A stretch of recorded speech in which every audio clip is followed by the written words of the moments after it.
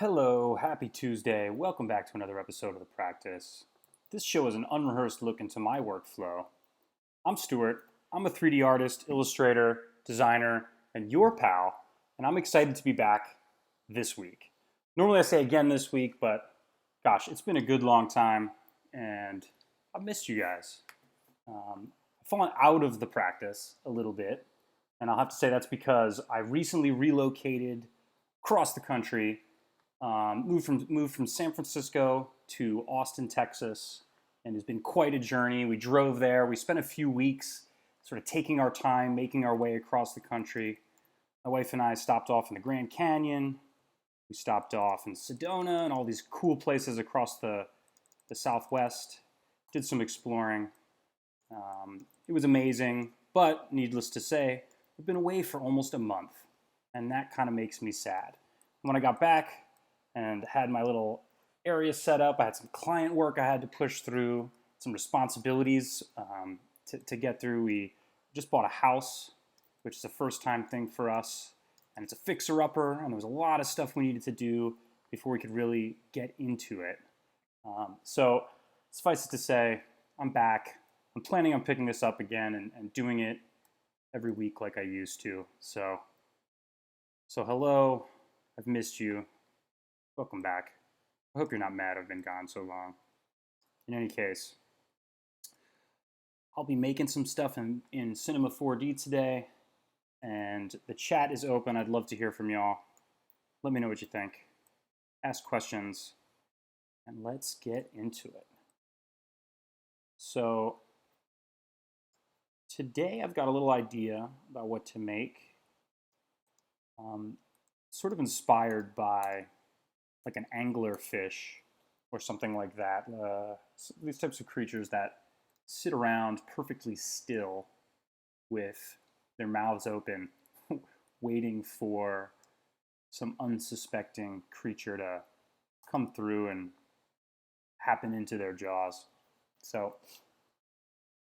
that's what we're doing. I guess snapping turtles exhibit the same sort of behavior.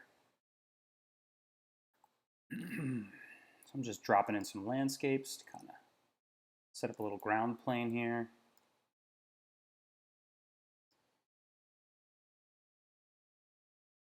I'm going to keep the foreground really simple, I think. Cool. It's a start.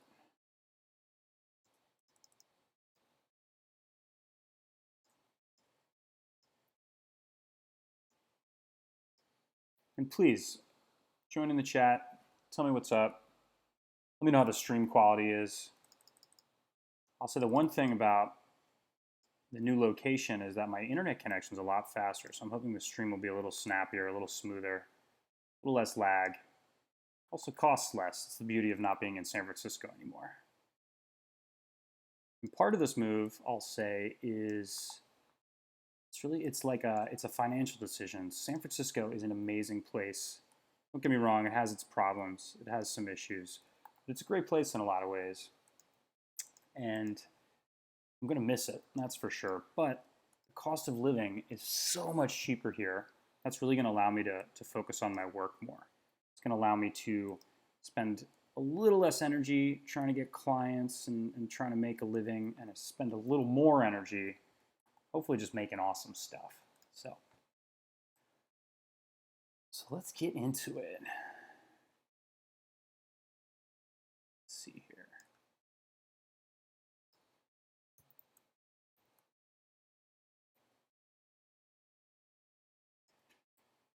I'm just going to rough this out. Just going to block out some of these shapes here.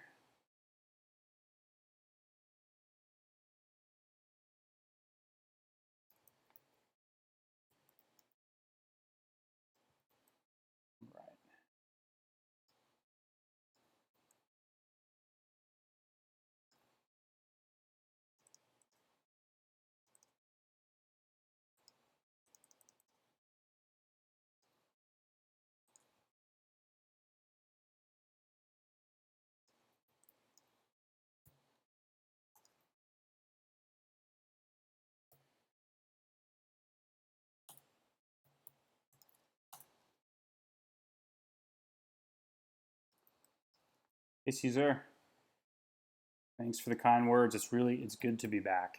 I feel kind of bad. I've been away for a while, but I've been fairly consistent. I've done almost 150 episodes, and we just moved across the country. So gosh, can't do it all. Can't do it all.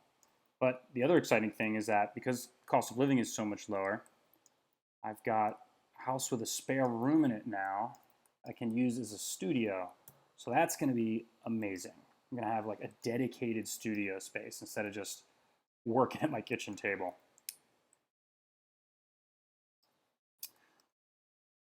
So thanks for joining me. Thanks for being patient while I make my way back.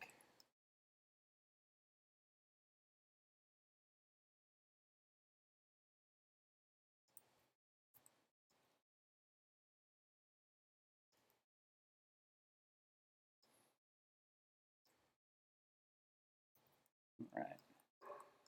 Like I said, I'm going to be trying doing this sort of alligator-like creature in hiding. Just sort of setting up the top half of that creature's head.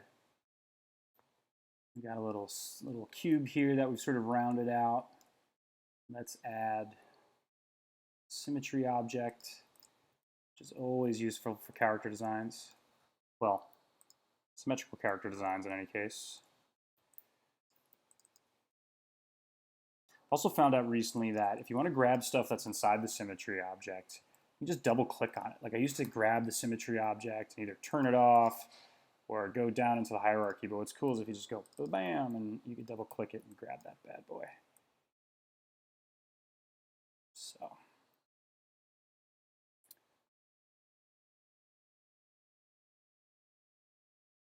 even though I have a sense of the type of thing I want to make, I don't have a perfect idea of what this guy's going to look like. So we're making it up as we go a little bit. I think instead of sculpting, like I've been doing a lot in recent work, I think I'm going to kind of lean into the older, slightly more incorrect way of modeling that I used to do a lot more frequently. Just kind of pile some primitives together. Just kind of build out these forms. I guess what I could do with this new R20 feature is to, pile up all these primitives and then use the volume mesher, push them together. Which is a pretty sweet feature. Thank you, Cinema 4D. Thank you, Maxon, I should say.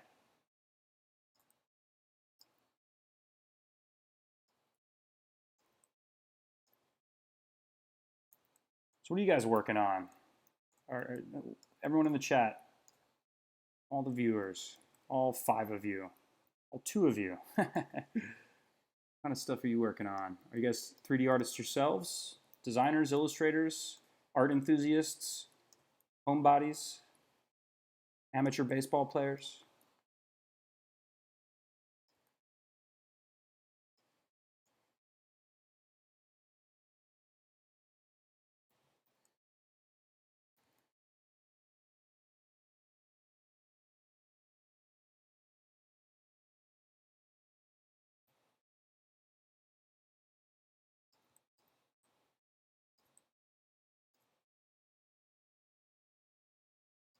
I think Caesar here, or Cesar, am I saying that right, is a illustrator designer of some ilk, if I remember correctly.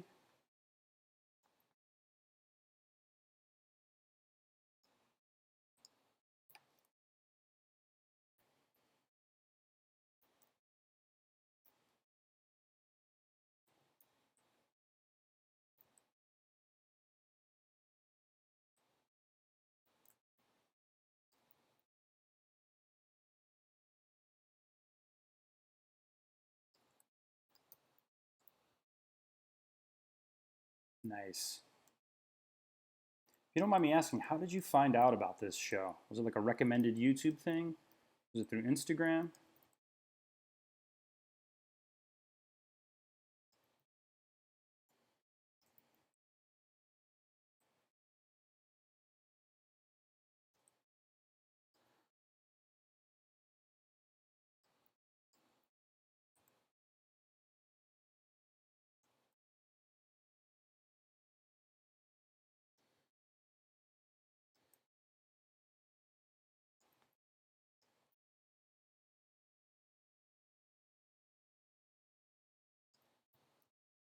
So in pretty awesome, nice, okay. YouTube, powerful YouTube. Speaking of YouTube and Cinema 4D, anyone catch the Beeple shout out on the Joe Rogan Experience earlier this week? Amazing. He's officially made the big time. Pretty awesome. Binge watch my videos. Thank you. All 148 of them. It's mighty kind.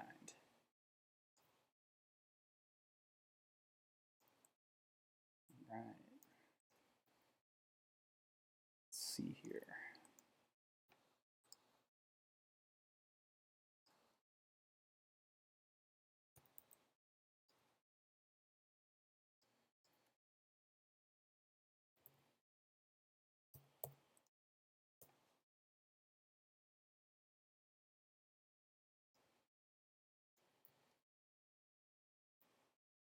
Fair enough.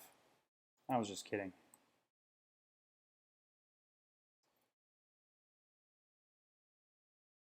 Cool.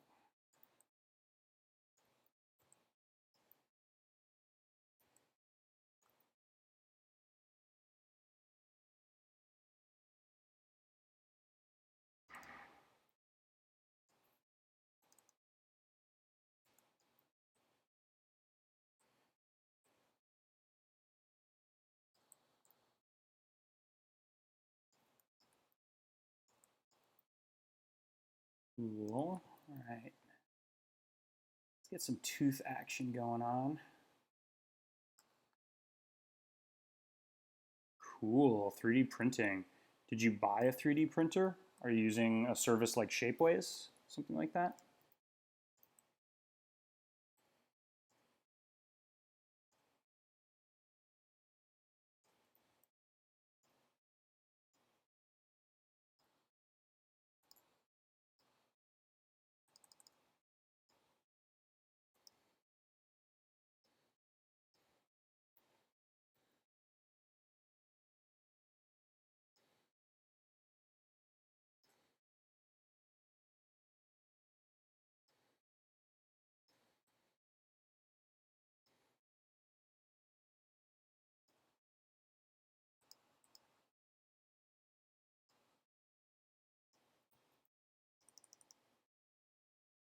Cool.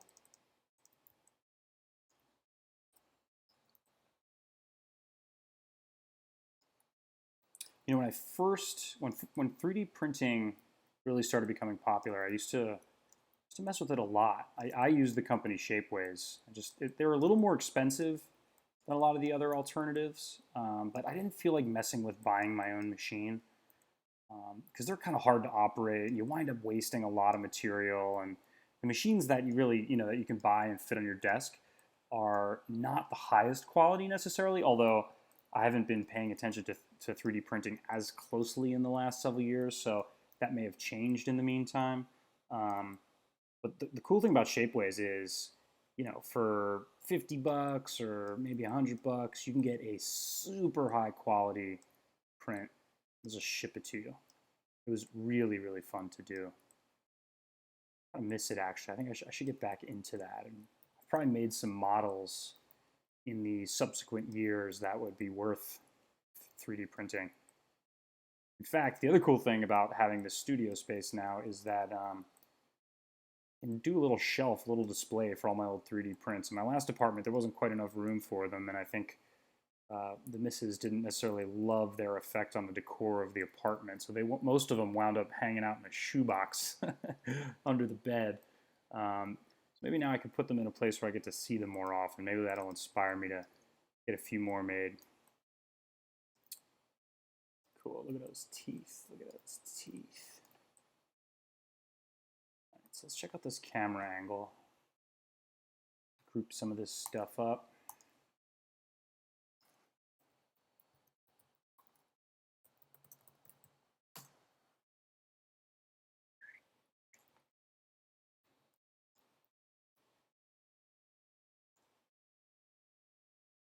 Whoops.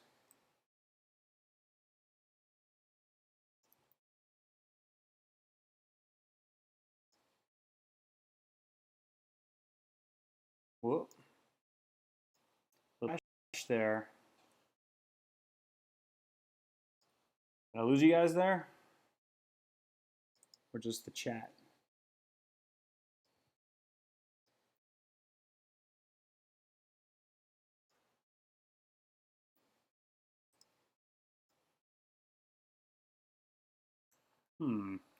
Still says 3 out of 3, which is hopefully a good sign.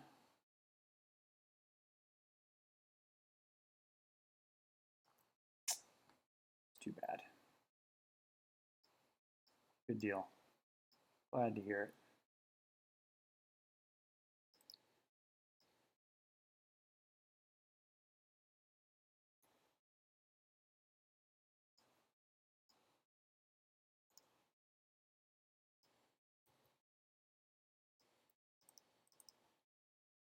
That is fairly sloppy under there. Let's actually try to volume mesh this thing up. First, we'll throw in a volume builder. That creates a bunch of voxels just based on the volume of this bad boy. It's pretty cool. We could start smoothing that out, things like that. Hi, Amanda. Thanks for tuning in.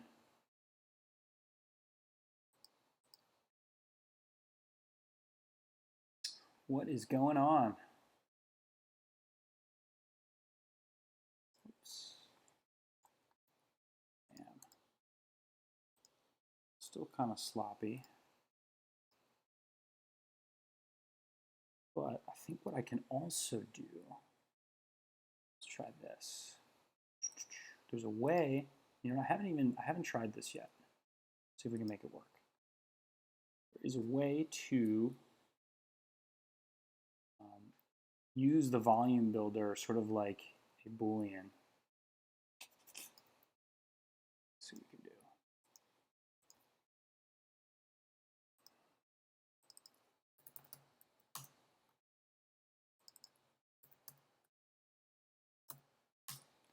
Okay. I've yet to try this. I'm sure it works. I imagine it works. All right, so volume builder object. I think, yes. Subtract. Damn, awesome. Okay, so that's a sweet way to clean that out. I also think there's some of these objects I'm going to want to strip out of the volume builder. It's interesting how it's also bolded. Maybe that's because I've got it selected. That was interesting. All right.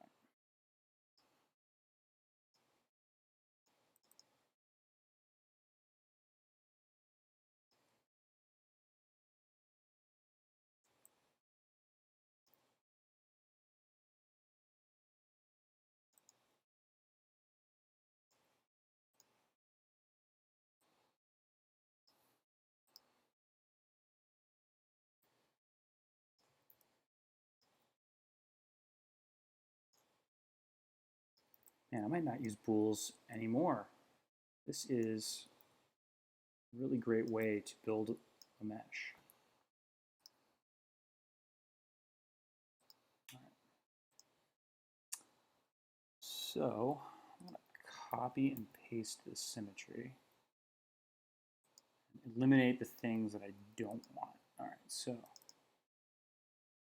volume mesher, I don't want these cones. Or that cone.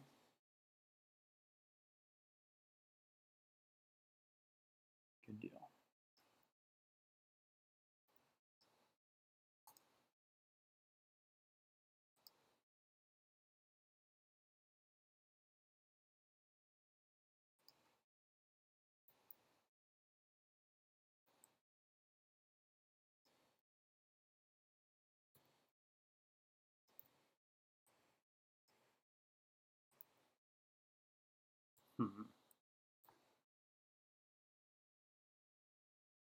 So we have everything in here. We don't want all that. I want the cones. Don't want that. Don't want that. Don't want that. Just the teeth.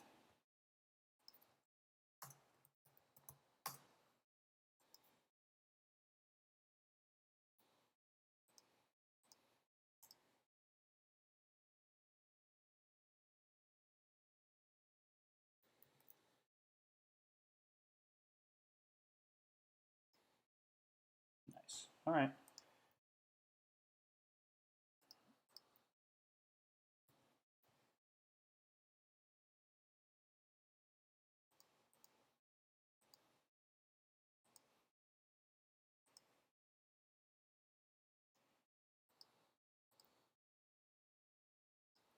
Let's sort of get some neck action here. I'm not going to want to model this whole gator.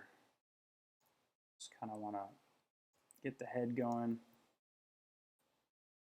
Simulate a little neck action here. I could sort of play fast and loose with the forms because this volume mesher will do a lot of the work for us. All right. And it does feel good to be back. I will say, you know, as much of a shame as it was to have taken a little break,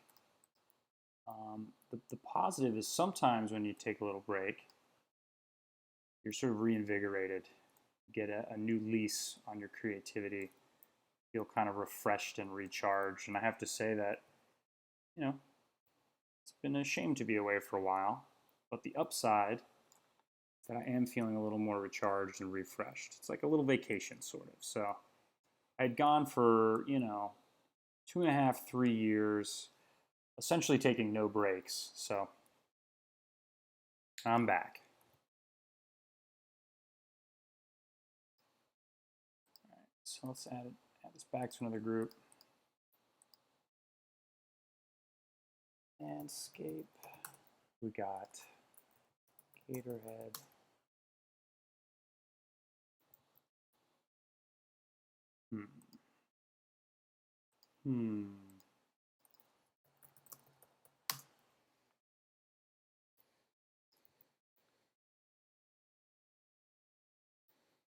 The idea is this guy he's just hanging out waiting with his mouth open. Some unsuspecting critter to come along and hop in.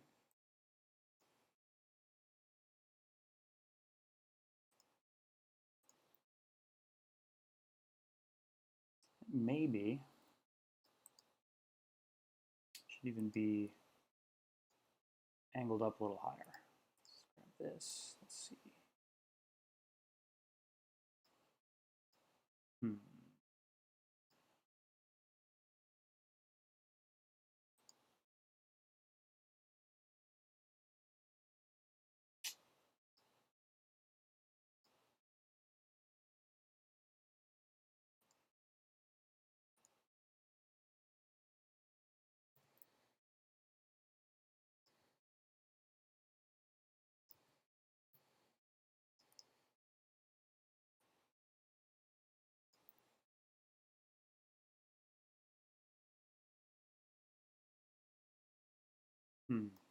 Weird happened there.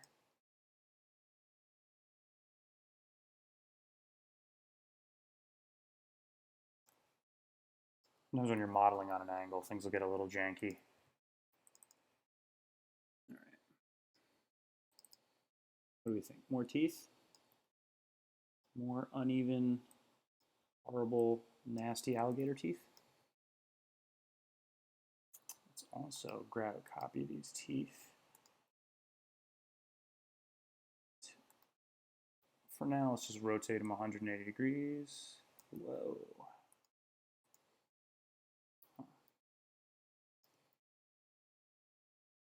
Set them up for the lower jaw.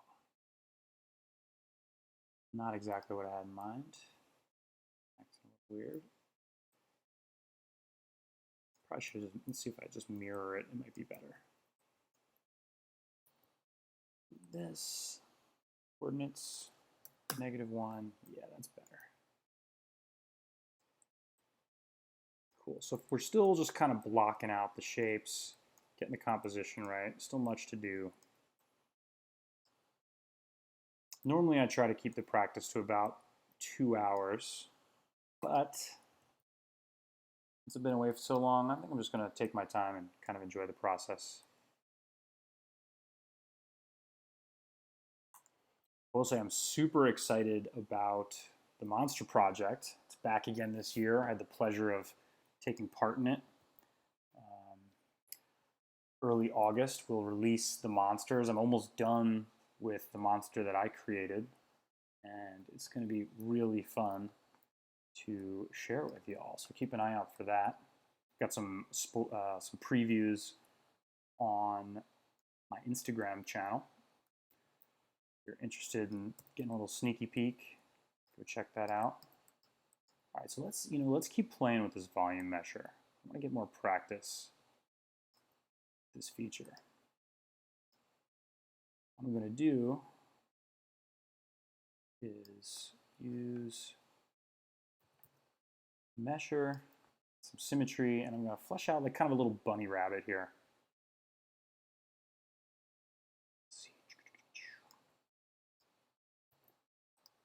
Cool.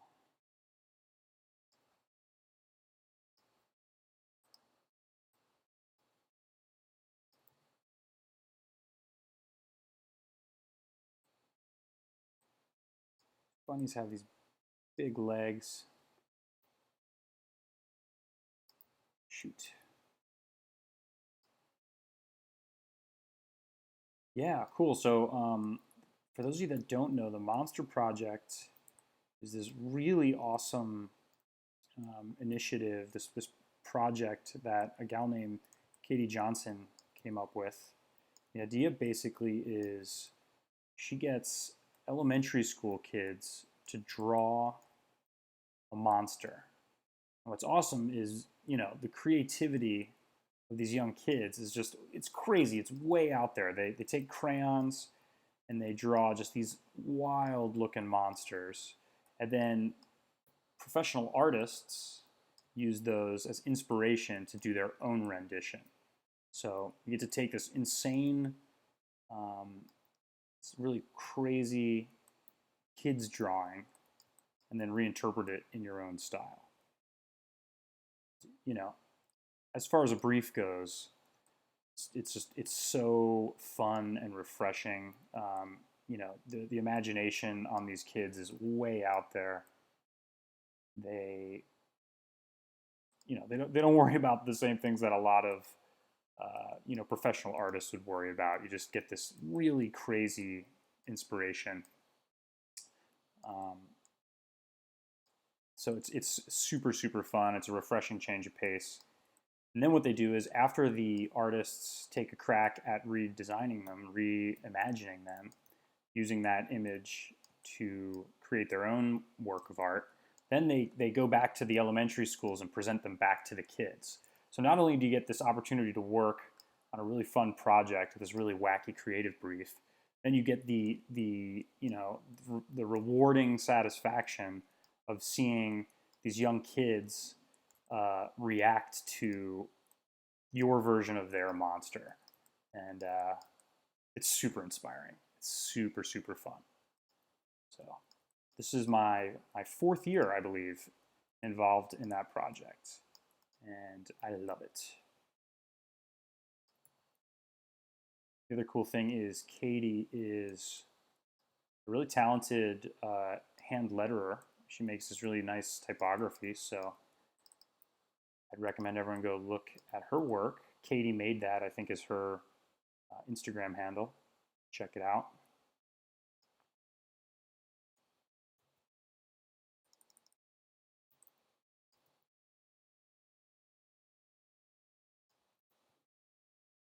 Hello, everyone. Got some new viewers in the chat.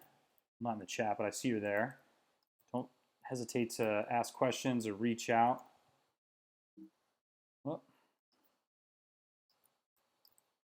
right now, I'm using the Cinema 4D volume mesher to kind of flesh out a little bunny rabbit. Not the character from 8 Mile.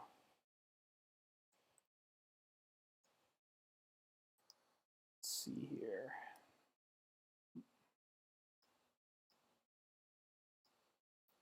I'm just going to take a copy of some of these joints and see if we can use those to make arms. I bet we can.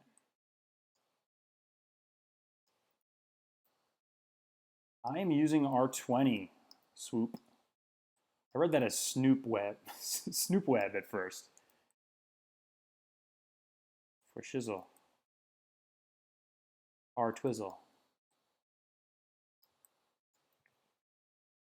You a Cinema 4D user yourself, Swoop?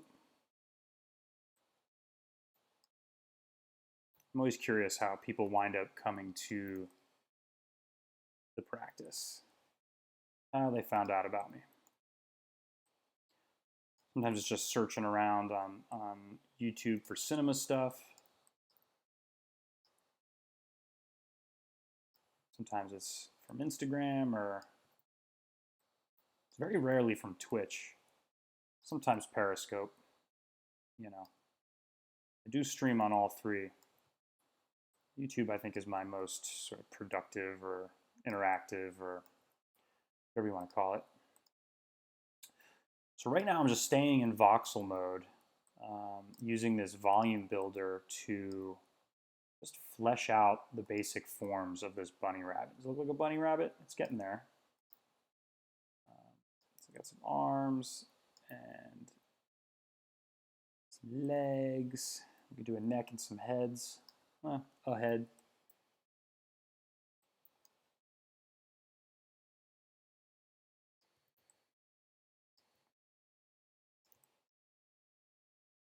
Snoop Web.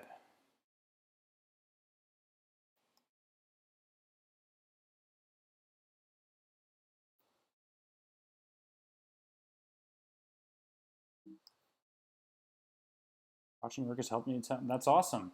Glad to hear it. Glad to hear it. I always wonder, how people find this.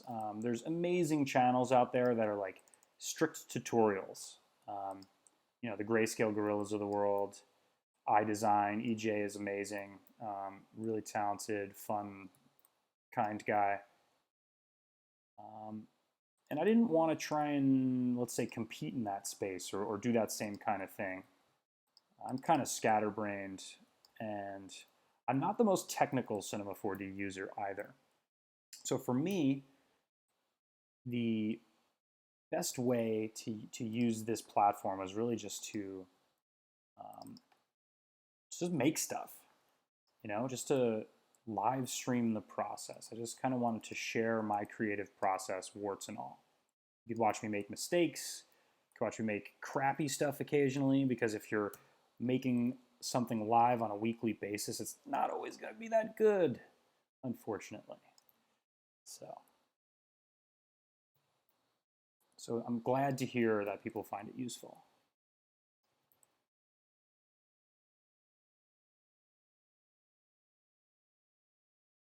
Got it. That makes sense. Awesome.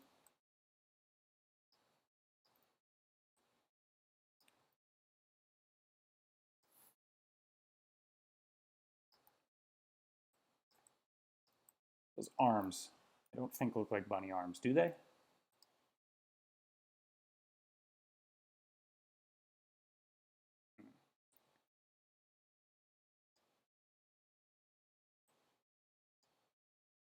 I think I need to add another joint.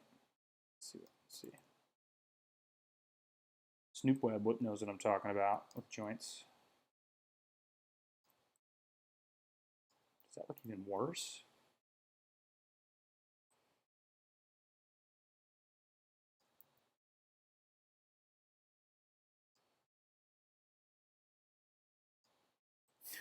Yeah, it does look worse.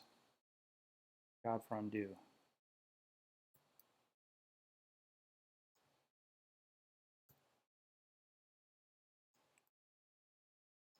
Where are you guys from? Where are you watching from?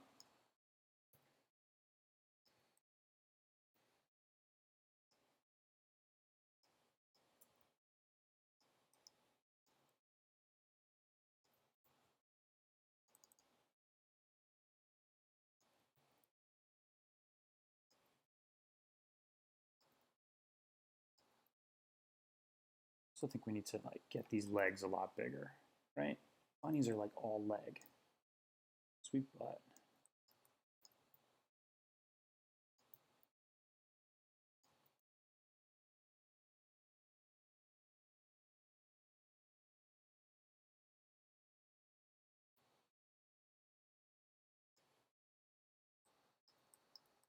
Tennessee, Barcelona. Hola. Hello, Rogue Force. Star Wars fan in the house, perhaps?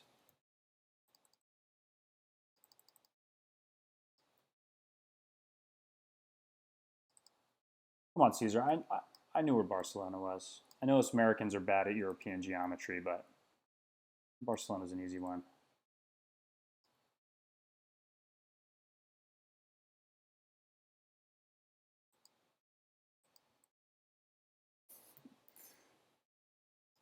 Mucho gusto.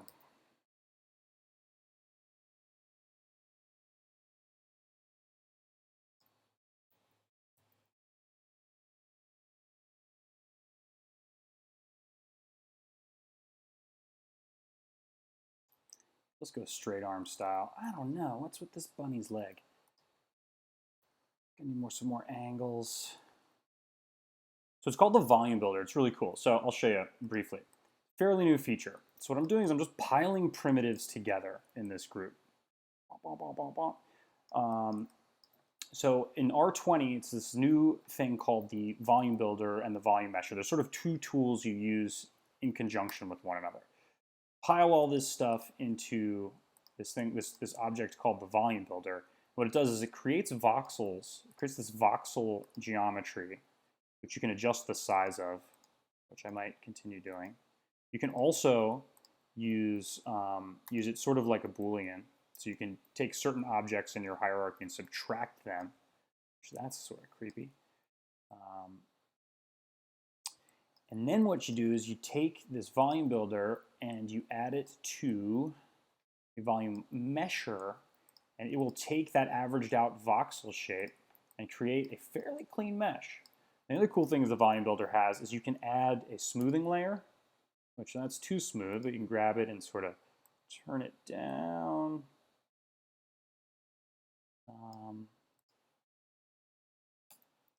And then you can also do, turn this down a little bit, you can also add like a reshape layer, which kind of, gosh, I don't even know how to describe this. It does this. It does this. I think it tries to make it a little bit more like the objects that are inside the hierarchy. Yeah, whoa is right. It's amazing. So Rogue Force, what we're making today, I'll show you. This is just a side file I'm using to generate this thing. I wanted to make this alligator hiding in the reeds, with his mouth open, waiting for this unsuspected bunny rabbit to hop on in.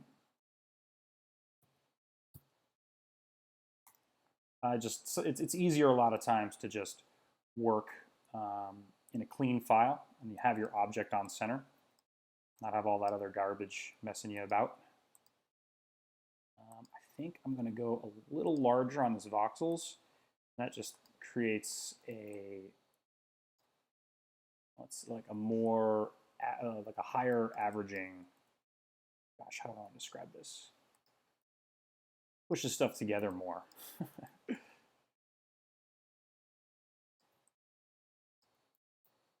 And in this episode, I'm really leaning into these volume mesher tools. I use that a lot on the gator head as well.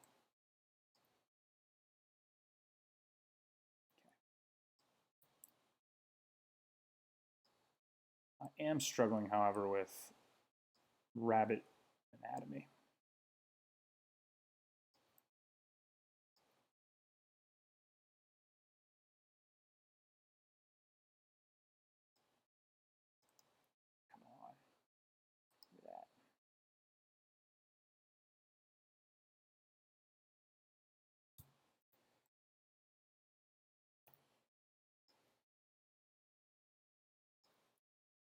Soft selection. Hard surface modeling, yeah, I think I have. I mean, hard surface modeling really is just, it's really just kind of anything that's like a watch or a car, you know, typically man-made hard geometric objects. Done plenty of that. I do like making character designs though, but I have some clients where I will do mostly hard surface modeling, little product visualizations or little illustrations for websites with cars going beep beep and things like that. The beep beep is the hardest part of the hard surface modeling.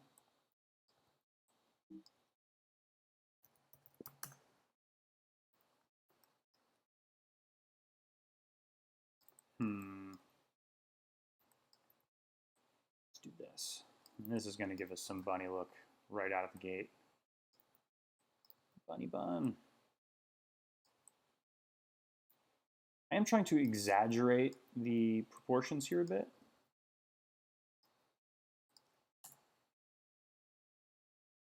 Kind of make them look silly.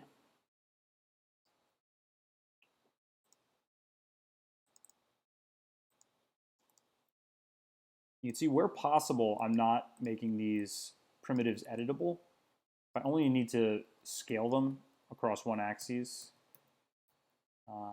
Whoops.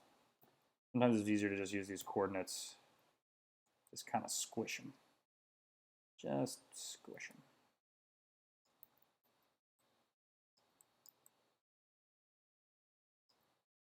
I think it's also angle of the torso. Put this in that, this in that. Rotate your boy.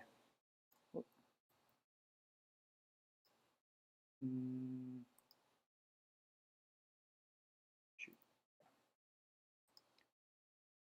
What was something you didn't know first starting out that would have made modeling easier for you? Great question. Let's think. That helps a bit, I think. Let's see. Man, all kinds of things. Oh, here's an easy one. Changing between object and world orientation on your axis. I do that using the W key. So like I've got this thing angled, right? And the axes match the angle and orientation of the object I have selected, right? And I've got this thing on an angle, but it's like, what if I wanted to move it just forward in the scene? I can just hit W, change the axis to world orientation, and just scoot that forward without doing like this and then this and then this and then, you know. Just press W. It's good. Also, the loft NURBS. Loft NURBS is pretty dope. It's a little tricky to get your head around at first, but it's a good one.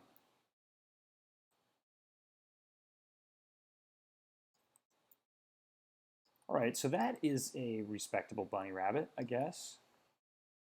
Looks like a respectable bunny rabbit. Who knows what he's up to on his time off.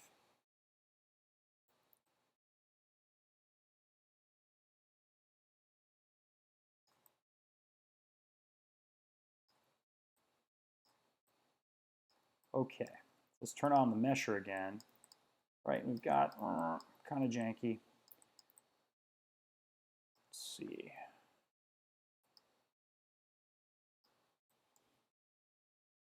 See, what's awesome now is I've got this totally made out of primitives. And it's a fairly clean bit of geometry. This, maybe not so much. What I can do now is go into this and make the voxel size smaller. So what that's basically going to do is like subdivide the object into ever smaller pieces. And then I get kind of hard edges here, which I'm not necessarily after, but what's cool is I can add a smooth layer and it kind of smooths everything down. Now that was obviously too much, but if I go in here and I grab the smooth layer, I kind of scoot it down a little bit, get what I'm after. The other thing I can do is, because I like some of this smoothing, what's this do? Iterations. Whoa, 11 is too much. Let's try 2. Whoa. 1. The thing I can do is, since I like that smoothing, let's cheat. Just take this guy. Let's make him thicker. Make him thicker. It's like me at the gym, just like get my arms real big.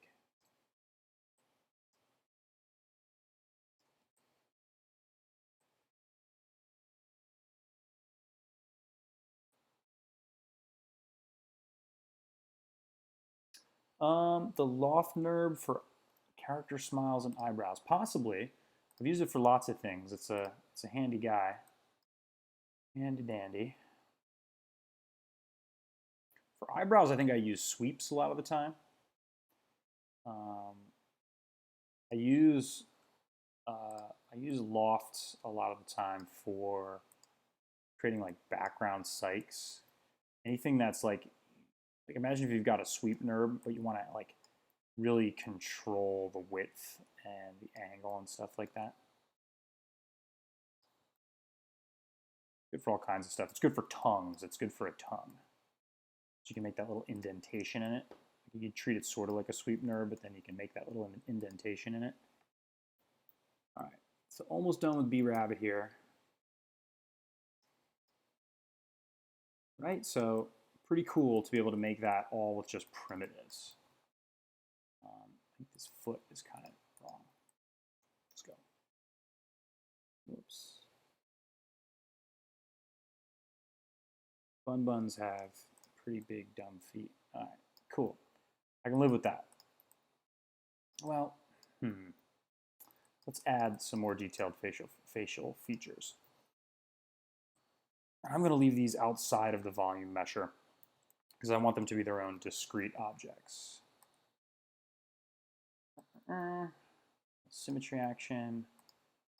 Grab the sphere, move it over here. Wrong orientation. Still. Little dirty noob. What's up? Thanks for joining. What are you up to? You Cinema 4D user? Oh, it's not little, it's Litton. Litton Dirt Downy Noob.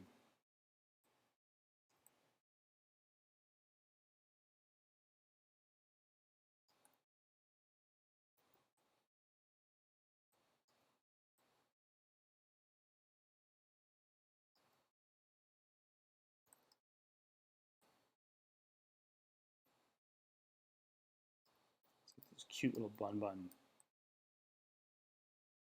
lips. Yeah. That's what we need. Nope. I'm one of those rare, perhaps stupid and low-tech Cinema 4D users that basically only uses the standard render engine. Does a pretty good job. I'm sure I'm missing out on stuff, but meh. Can't be bothered.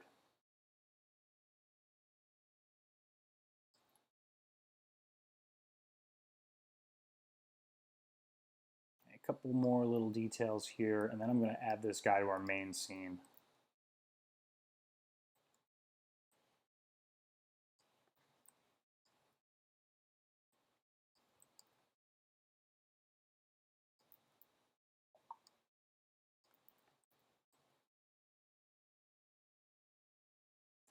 Rodent teeth. Did you guys know that rodents' teeth never stop growing? And that's why they like to nibble on things, because if they don't constantly nibble and file their teeth down, they will continue growing.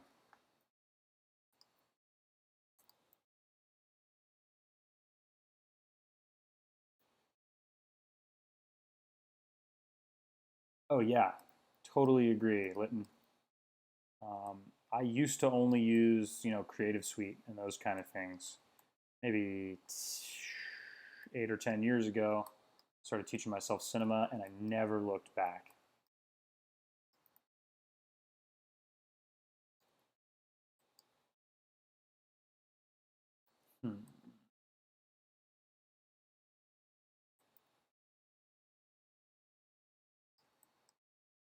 Yeah, I echo Rogue Force's question. Tell us, Swoop.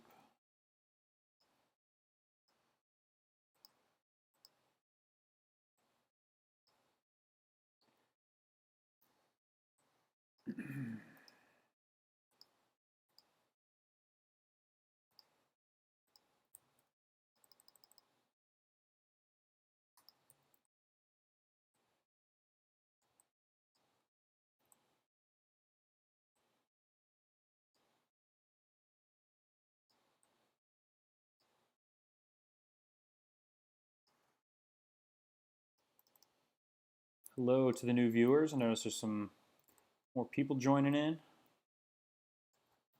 Making a little bunny here. I'm about to add to our main scene. Please let me know if you have any questions or comments. Let me know where you're from. Let me know if you're a Cinema 4D user. Let me know what your favorite flavor of ice cream is.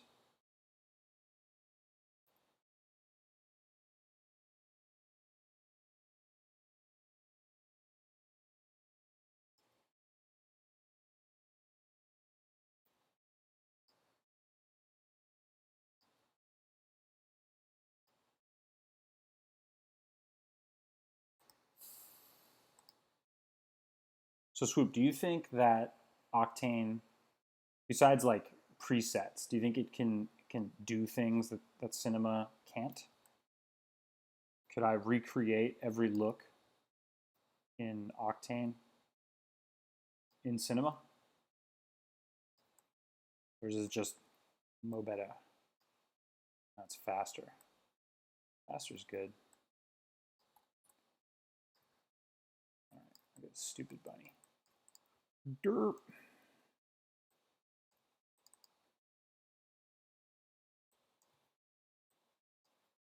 I had 10 viewers there and they all ran away.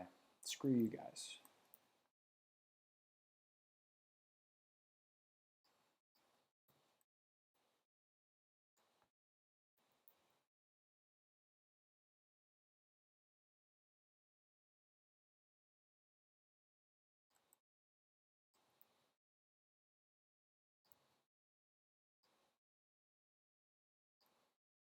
Interesting thing is, apparently Cinema 4D just acquired Redshift, which is another rendering engine. So I have a suspicion that we'll be seeing some of those features roll into Cinema at some time near future.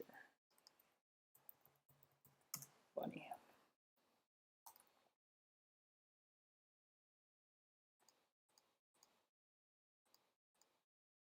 I don't like the way this leg is kind of connecting here. Whoops. Need a little crease there. Need it.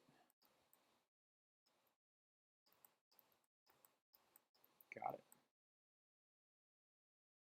Whoa.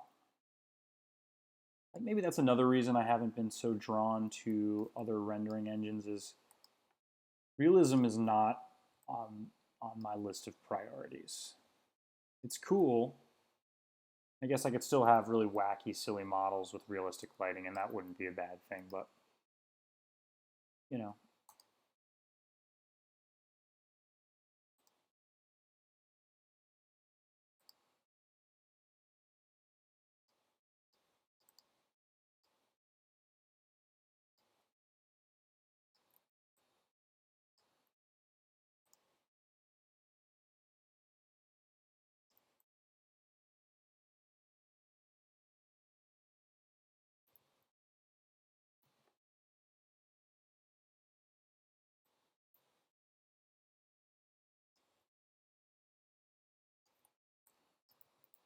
Hmm.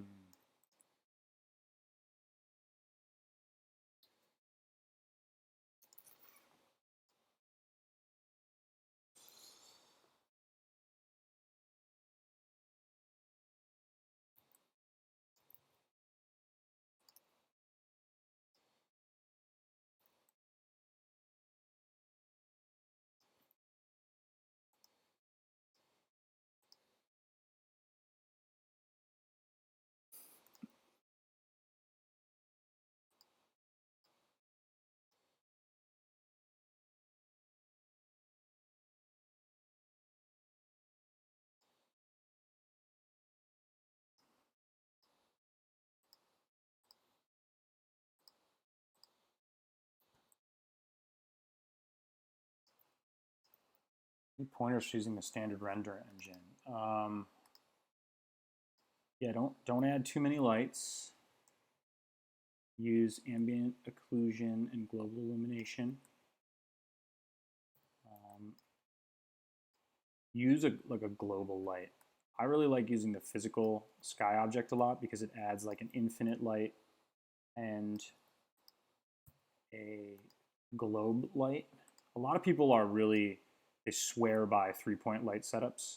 I tend to find that a global light and like a directional light work really well together. It's just kind of my jam.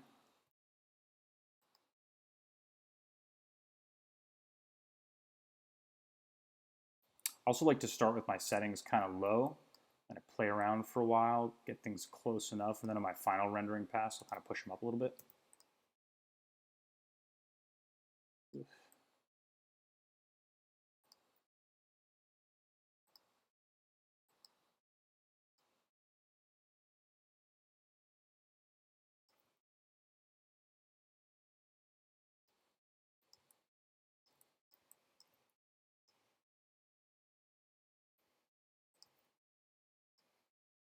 Doesn't help.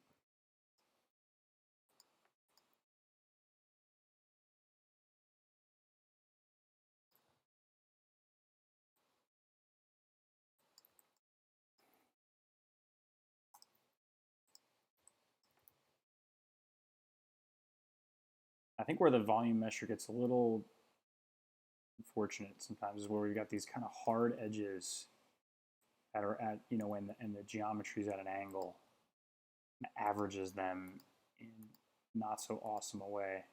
You see the volume measure tries, well, maybe, let's see. Trying something here. I don't know if it's going to work. Nope, didn't work at all. Ah, that worked a little bit. So maybe I can change the orientation of the mesher, or the builder rather, so it matches the angle of the ears. Get that grid going in a way that will allow the edges of the ears to be a little softer. You see how the grid is rotating? Try and rotate it so it matches the ear angle. Since that's our thinnest and most finicky detail, I think that's the one that's going to be most important to get right.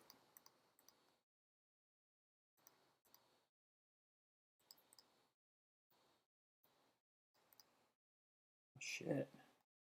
Always learning. I start with the physical sky object. I'll probably use that to light this scene. So let's get into that in a minute. I'm finally going to add the bun.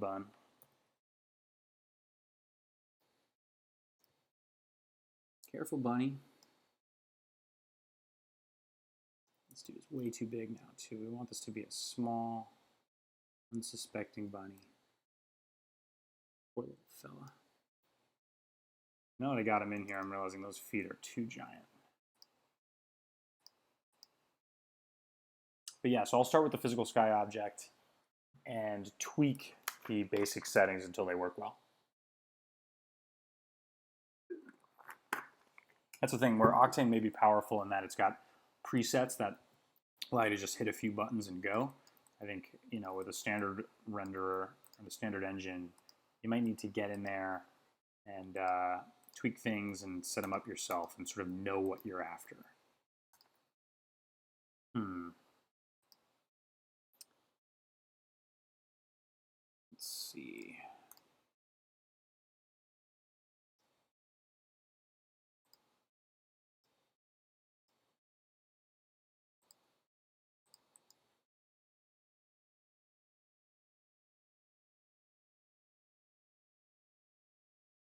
Now that we've got it in here, we've scaled it down. Not sure we really need these scale. Yeah. Let's see.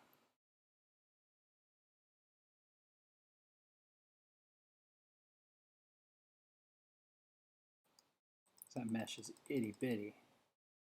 Too small, really. Going back and forth. Yeah.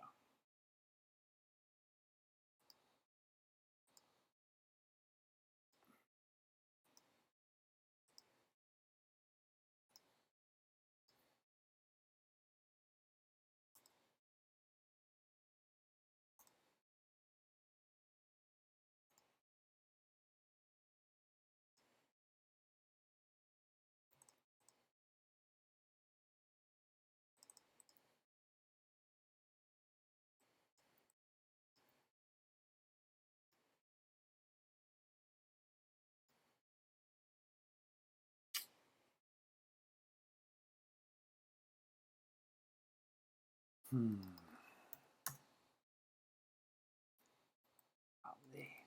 think it's just too thin. Maybe I'll just make it thicker. Give up the ghost. It's going to help smooth it, I think.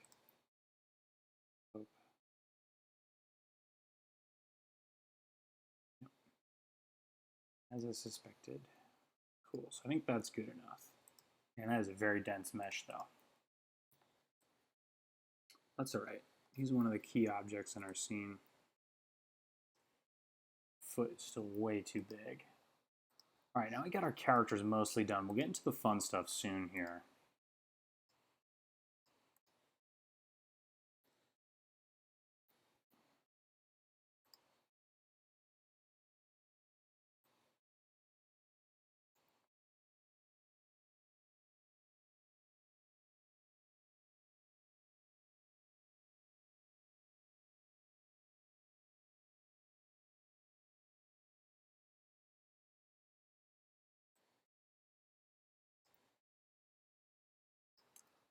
Got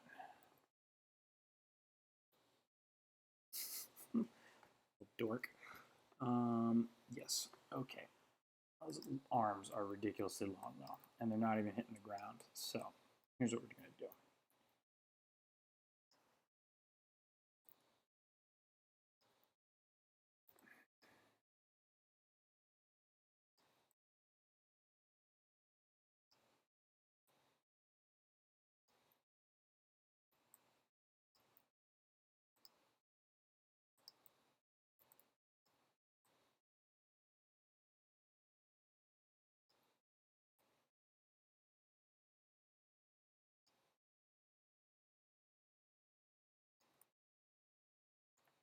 No.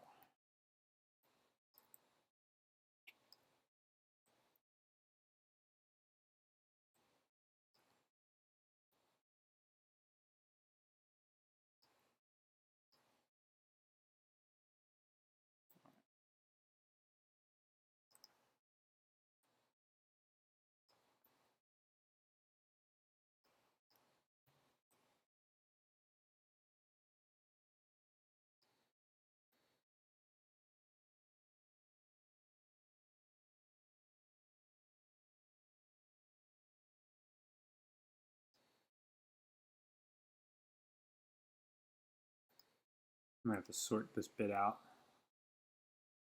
Actually, let's see.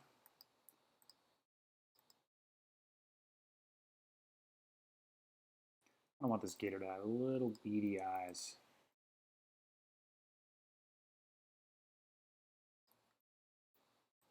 Also got him in a volume mesher as well. And I'm using something in subtract mode to kind of boolean out this area underneath the mouth, or inside the mouth. Let's see.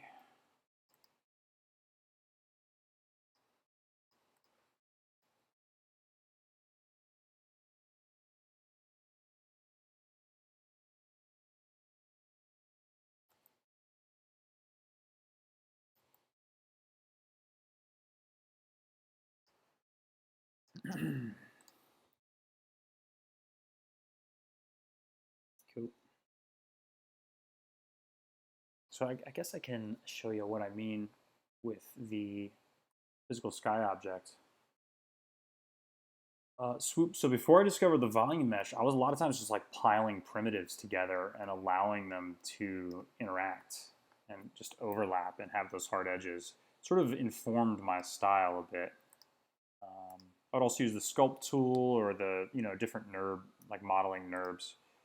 One of the things I love about the physical sky object, let's do a couple quick comparisons. So here we go, just absolutely standard, right? It's okay.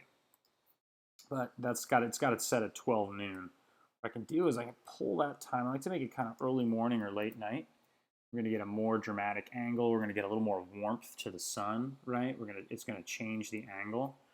What's also cool is because it's an object, I can rotate it, and it sort of approximates the direction that the sun's, or it illustrates the direction the sun's coming in, right? North, south, east, west. Here's that little sun, so I can grab the physical sky, Just kind of rotate it to get the angle of the lighting that I want. Let's see. It also has some cool features like atmosphere and fog. You can add clouds. Check this out. You can go basic. You can add this cool stuff. So like just throw some clouds and some fog in there. All of a sudden you get a very different look. Adjusting the angle of the sun also gives you a different look. Clouds and fog add a lot of render time. So I'm just going to do that quick preview, give you a test. And then let's see. What did I rotate? I rotated the physical sky object itself. No. Look at these clouds, right? They're kind of cheesy and CGE. I don't use them a ton. Fog's pretty cool. I think it should be a little later in the day. It's almost 9 o'clock. It's a nice quick result too. It's nice long shadows. Works for me.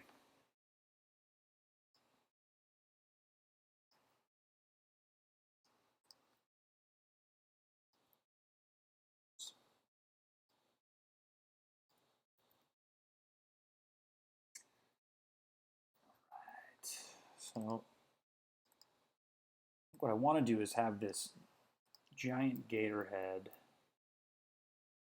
be kind of hidden, kind of a little treat, a little secret treat for everyone to see.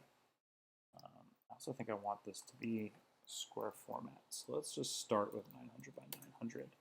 Probably increase the size a little later. Zoom in.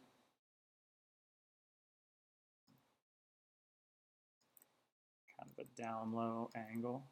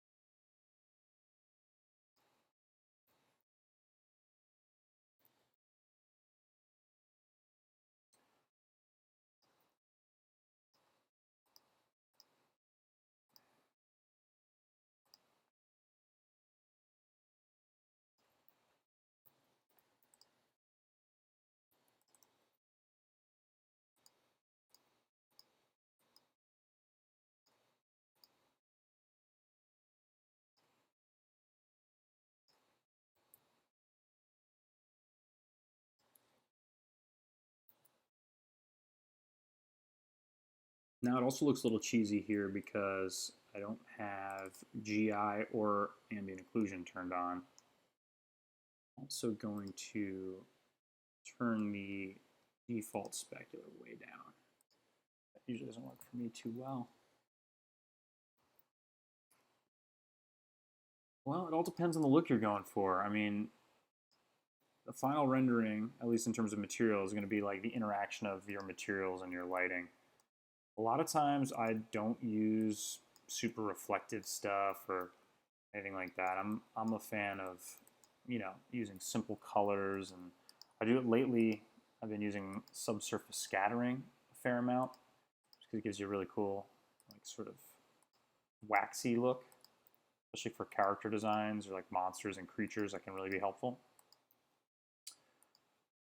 It also just comes with experience and figuring out kind of what you want out of the final rendering.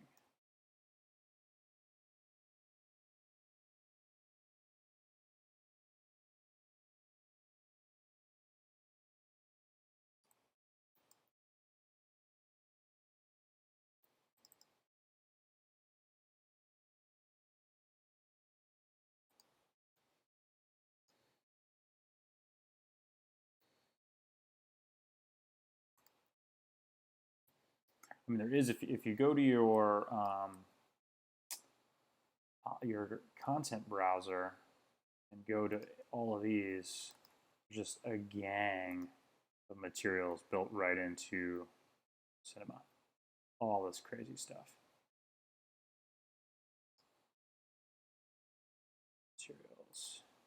it's insane how much they package with you. Some of these are really like render time intensive. Look at that guy, that's awesome. Roman Aqua.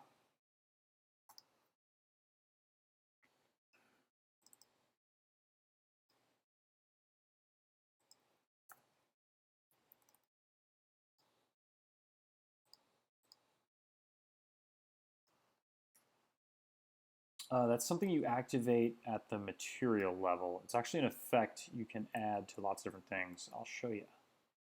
I will show you. First, let me texture these teeth a bit. One place I do like to use reflection is in the eyeballs.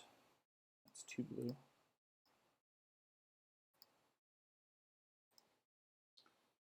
So, turn the width down here. Get kind of a glassy,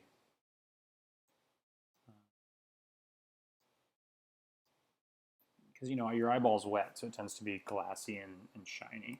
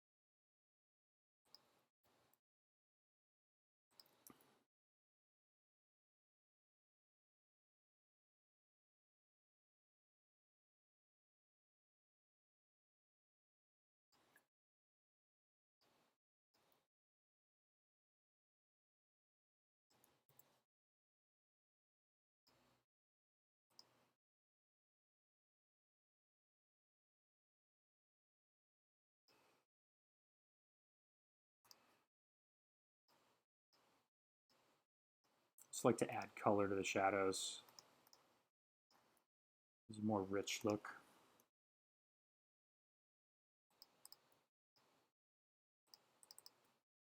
Adjusting the intensity of both the sun and the sky. Let's throw on a little ambient occlusion.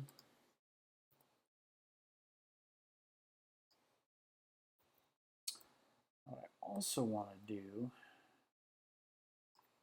add some detail here.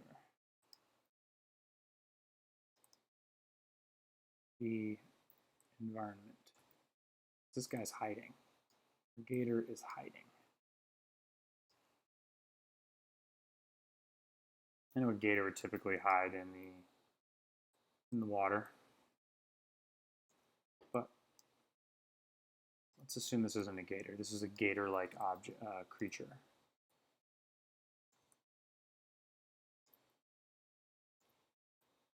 Assume that there's a creek nearby.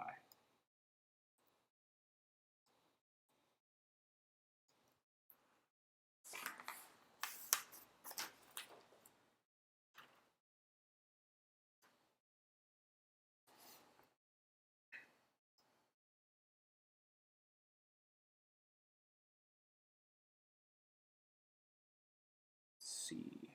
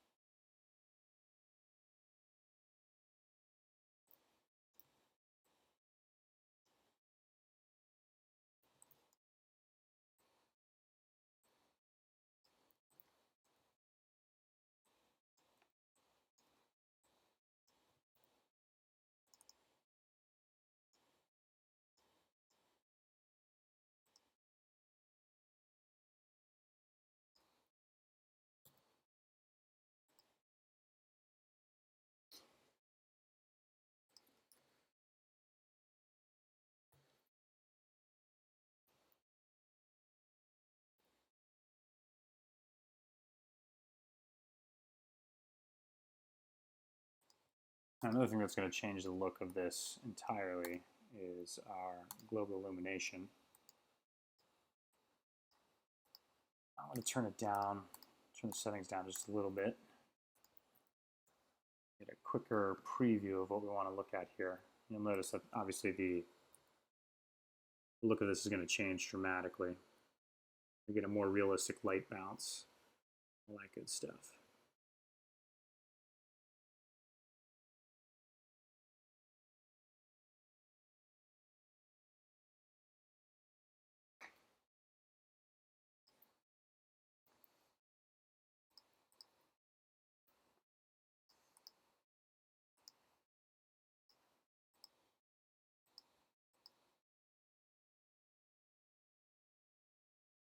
Sure. Big difference, yeah?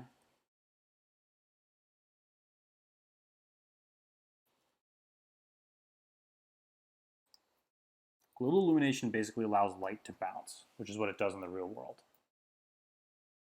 So it'll hit here and bounce up there and bounce around in here. The higher your settings, the more bounces and it'll take and the further it'll go. It'll be more realistic. That's why you'll notice like things near an object will start to take on the color of its neighbors. Stuff like that, which is good. Let's see.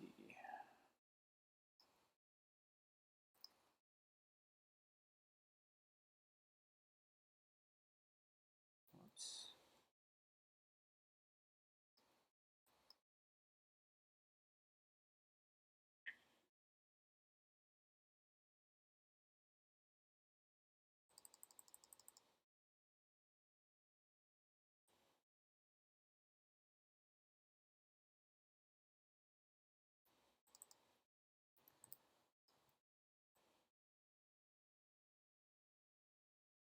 Yeah, whoa.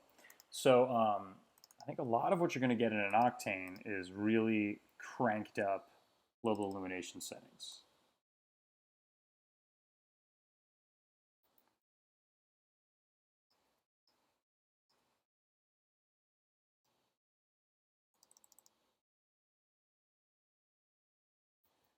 Just turning some of this down just to help out with render times, and also because I'm live streaming, so my computer gets sad sometimes.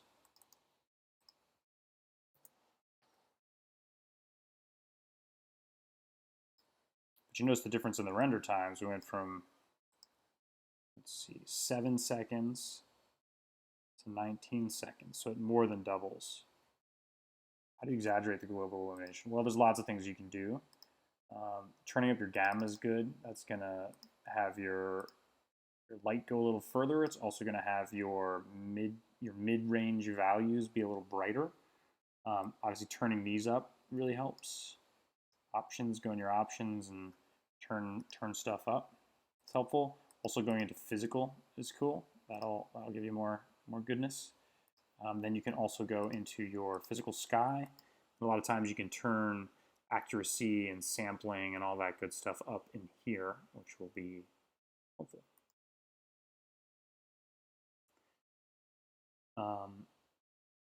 Yeah, if you had a dark scene, you'd want to turn the lighting down, and you'd want to I'll show you. So go from gamma, go from 2. That. See that the light goes less far. Here we are. This one is at 1. This is at 2. You'll see it's a brighter scene. The light has bounced further, and my mid-range values are brighter. And if you went down to 0.5, you're going to get the opposite effects. We'll leave it at 1.5.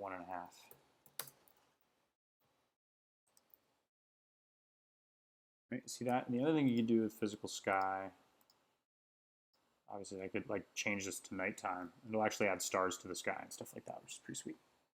So it's a little too dark for my purposes. Maybe I even go to 1.2, 1.3, whatever. Okay, what we need to do now is just add more detail. It's a very kind of boring landscape. So, get less boring. Bastard.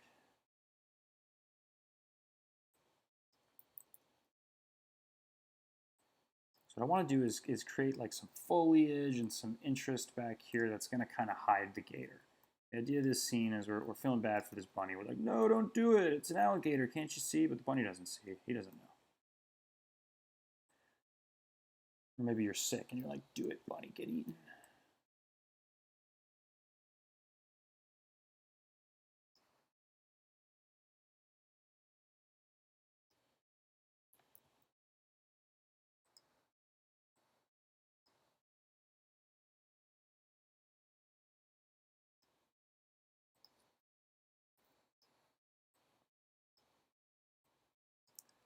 Color variation probably be good. We should probably model some leaves, some brush.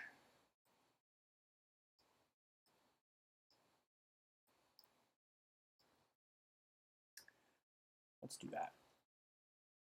Let's do that. Here's a fun one for modeling leaves. So,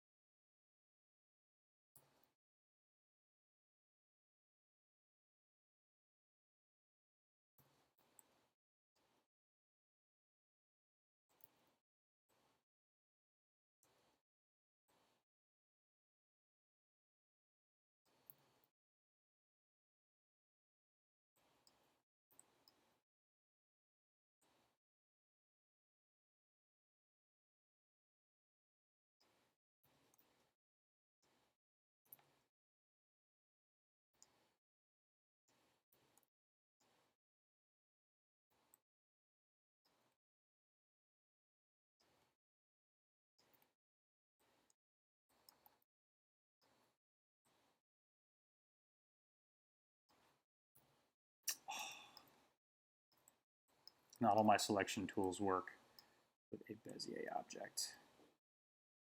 Bezier NURB, maybe? All right, here's a little quiz. Who can tell me what NURB stands for? It's an acronym.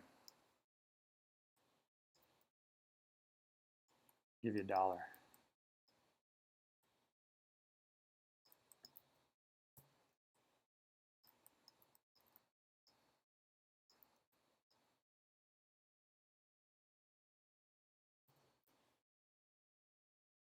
Don't all jump at once.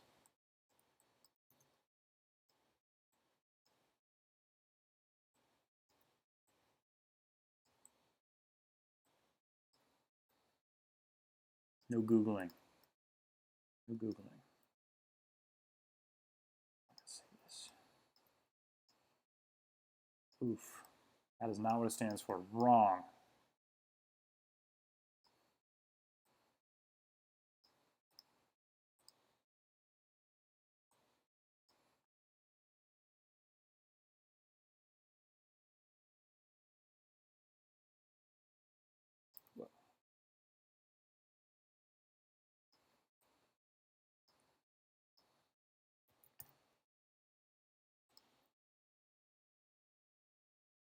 Give up stands for non-uniform rational B-spline. Don't ask me what that means, because I don't know.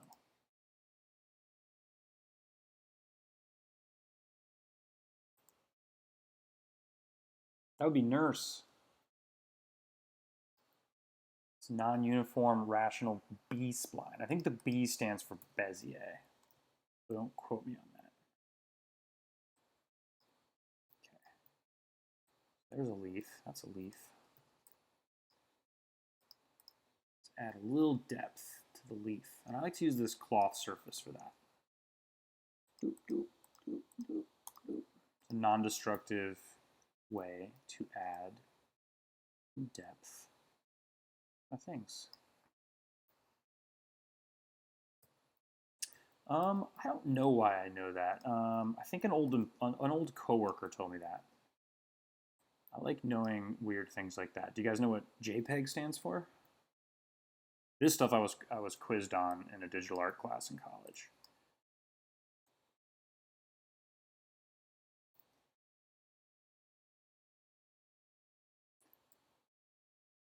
JPEG stands for Joint Photographic Expert Group.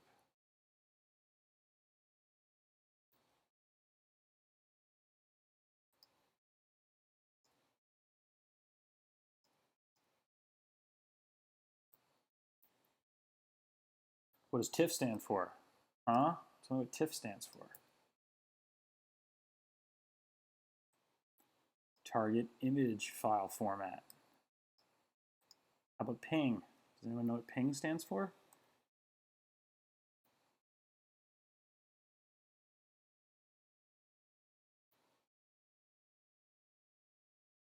The NURB surface. I don't know what that, I don't know Maya.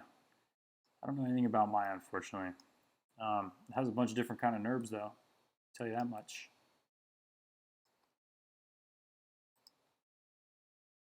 PING stands for Portable Network Graphic. Yeah. What PDF? Do you guys know what PDF stands for?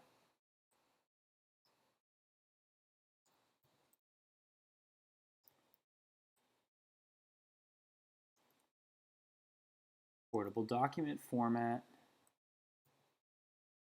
Let's see if there's any else I can remember. RAM, that's easy. You guys know what RAM stands for, right?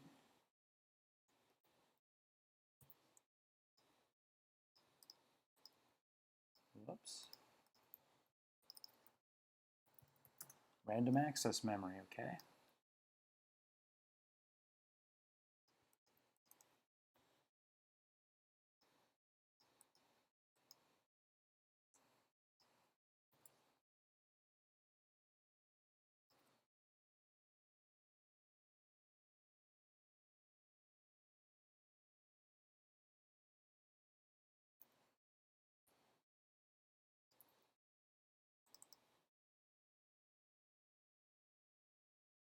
I think this dude needs to be a little angrier.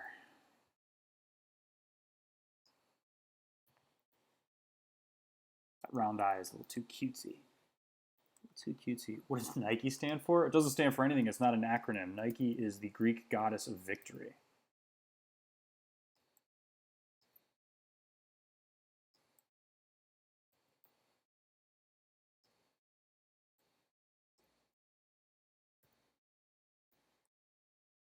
Gotcha. He stands for just do it. That is their motto. What does Adidas stand for? This was the joke when I was in junior high school. Adidas. Adidas means all day I dream about sex. That is not true. Well, you tricked me.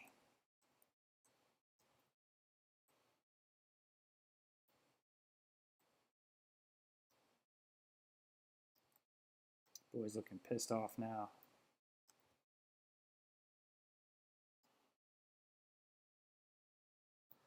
Don't do it, Rabbit. Be careful. He's hiding.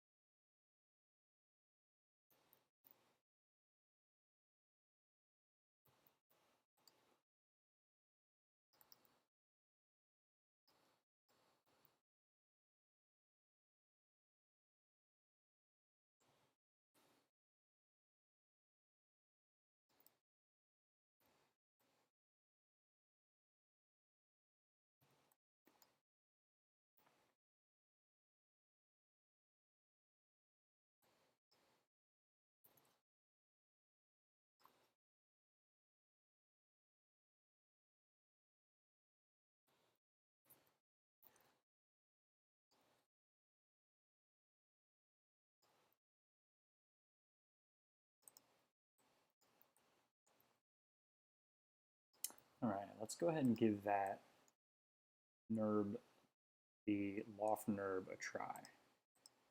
It might work out pretty well here.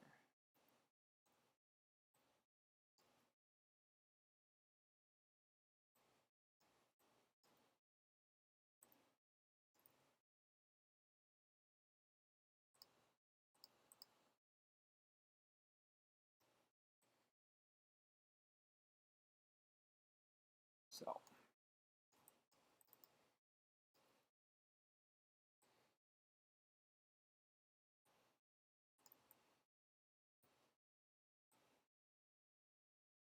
start with a circular spline. I'm going to make that editable, scale it down a little bit. I'm going to grab this top bit, bring that down, take these side bits, scale them up.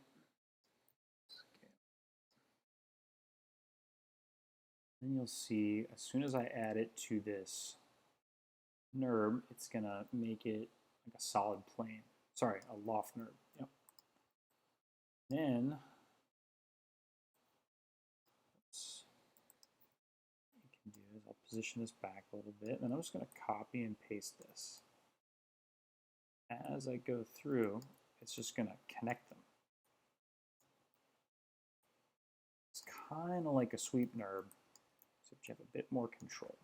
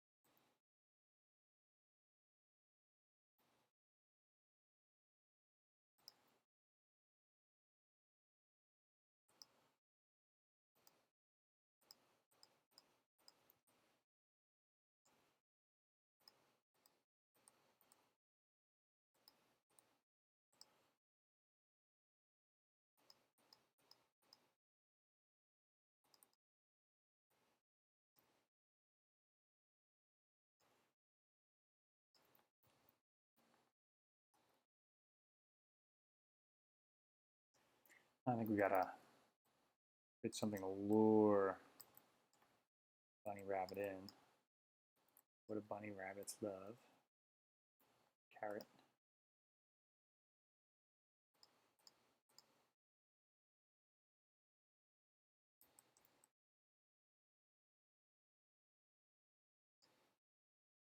Thanks, Caesar. Appreciate you hanging out so long.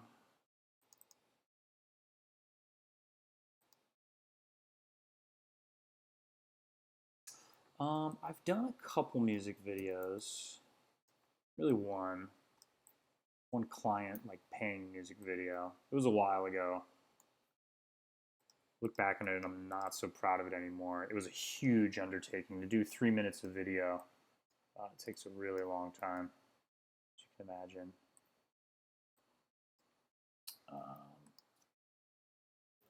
typically more animated GIFs, types of animations that I get client work from. But yeah, most of my client work is sort of still animations, illustrations rather. Will I save the stream? Hey Vic, yeah, the stream will automatically appear on my YouTube channel as a full video when I finish up. So definitely subscribe and check it out later. I am on a Mac right now. I am thinking about when I upgrade this computer in the next year or two, thinking about going and making the switch to a PC.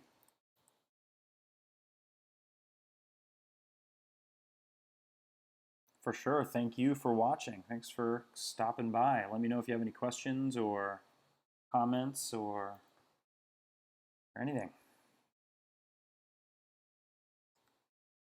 What I want to do is, it's going to be easier to work with this in a fresh file. So I'm going to take my carrot over here. And how do I want to do this? What I can do is actually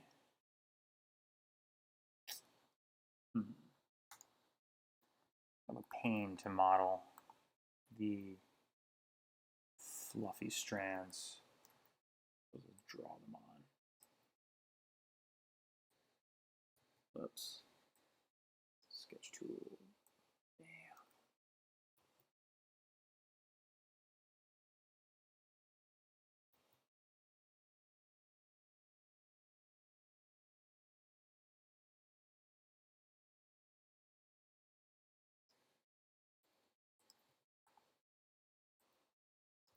Okay.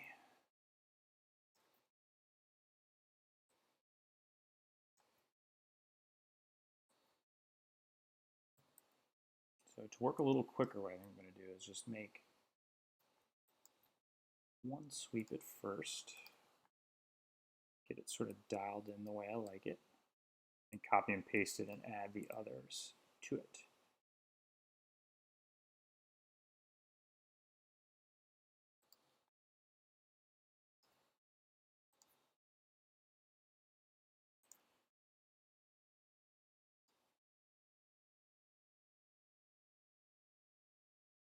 Oops.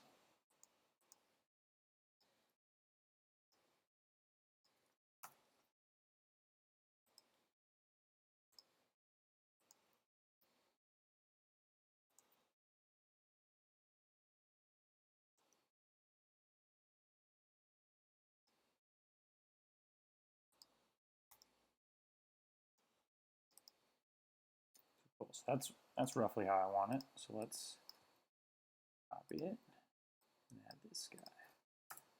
And copy it and add this guy. There can be a lot of work to be done in a 3D application, a lot of buttons to click. So anytime you can eliminate a few clicks, it's always a good thing. Working efficiently is important. I guess one of the things I definitely learned during my time at various agencies before I went out freelance by myself. Work smart. Work hard, but work smart. All right. Now we got the bait.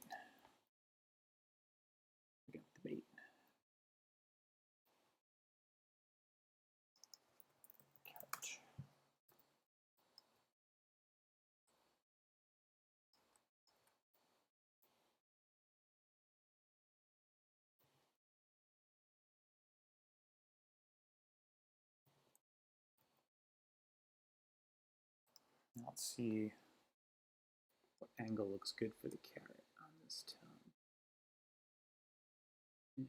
Something like that, maybe. Whoa there.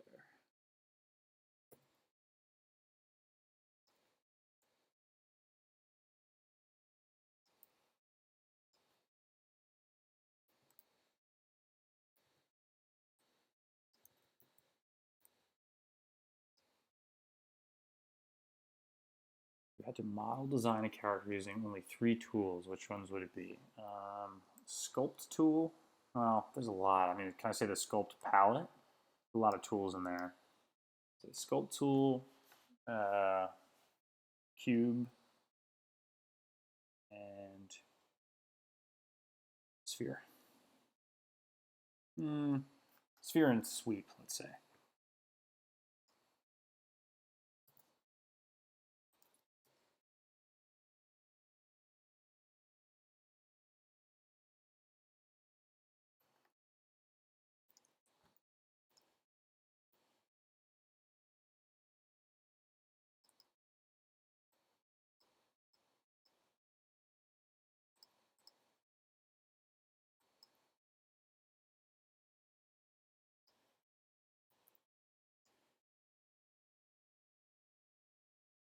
Still think we need more detail to sort of obscure. That's a really good question, Rogue. Probably not, unfortunately. I'm really sorry. Are you looking on your phone? Because then I have to go into the settings and change it all up. And these are the same settings that I do all my normal client work with. And I love you, but that sounds like a pain in the ass.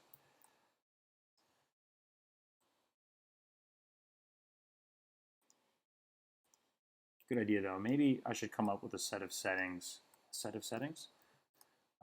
that are for live streams in particular.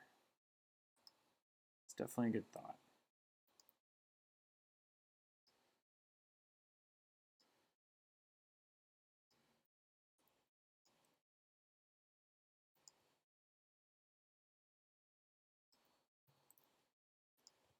If there's anything like in particular that you really want to know about, maybe I can just sort of shout it out for you and let you know.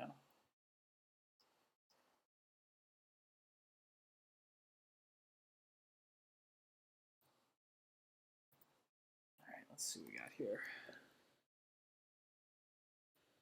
That tongue added a lot.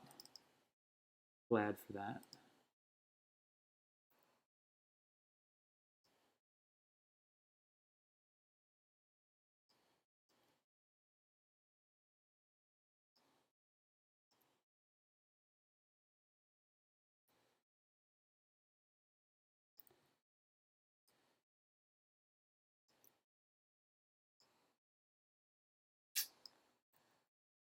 Yeah, if you want to get back in there and like really see stuff, maybe, I don't know if you've got a laptop or a larger screen you can use to look at it.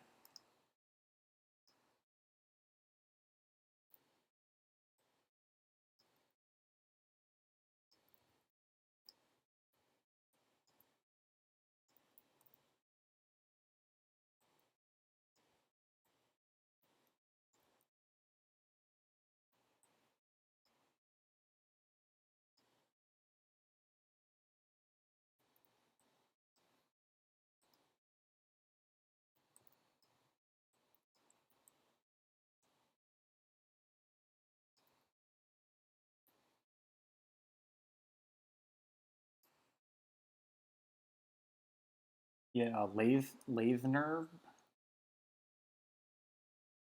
You could use that, or a loft nerve. A lathe nerve will acts actually like a lathe, which is like a turning device. It will like spin the profile that you've created with a spline in 360 degrees, which is cool. A loft nerve basically just connects several nerves, several splines together in a sort of linear or organic way. Kind of hard to describe. You got to kind of play with it to get a sense of what it does. Always play.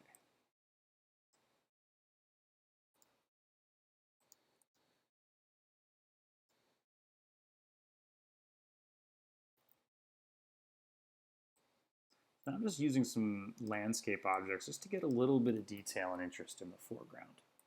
I want to keep most of, like a good half of the composition as this like simple green, but I think it needs a little more detail, a little more interest to make it kind of sing, make it worth looking at. Another thing that I love about the physical sky object is something called atmosphere. Now, atmosphere, what that does is it sort of automatically creates something called atmospheric perspective. And now as things get further away from from your eye, they tend to change color. So that's why mountains that are far away always look kind of bluish or purple. It actually, the distance light will travel correlates to its place in the visible light spectrum. So the visible light spectrum is sort of Roy G. Biv, right? Red, orange, yellow, green, blue, indigo, violet. Violet on the far end of the spectrum travels the furthest, and red travels the shortest. So warm colors on the red end of the spectrum disappear faster or become visible, I should say that. Let me back up. Stuff on the warm or red end of the spectrum become invisible to the human eye at a shorter distance. And blue light will travel further. And so that's why things that are far away tend to look bluish or purple. It's called atmospheric perspective. And what's cool is there's something called atmosphere that you can just sort of turn on, turn up the intensity. But you can see already with these background objects, see they get sort of bluish and faded. Things also tend to get a little bit lighter as they move away from you. So it adds a really nice softness and somewhat of some realism to the piece to turn on atmosphere in this physical sky.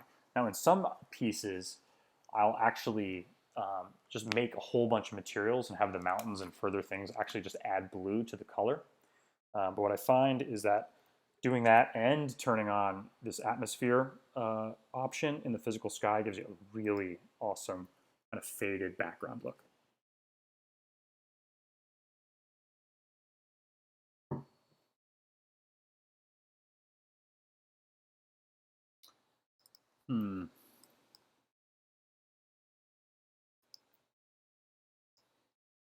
So I think the other thing I want to do is to increase the drama a little bit, is make a little more contrast between the scale of these characters. I want to make this bunny kind of even more innocent, even more tiny, and compared to the massive jaws of this monster.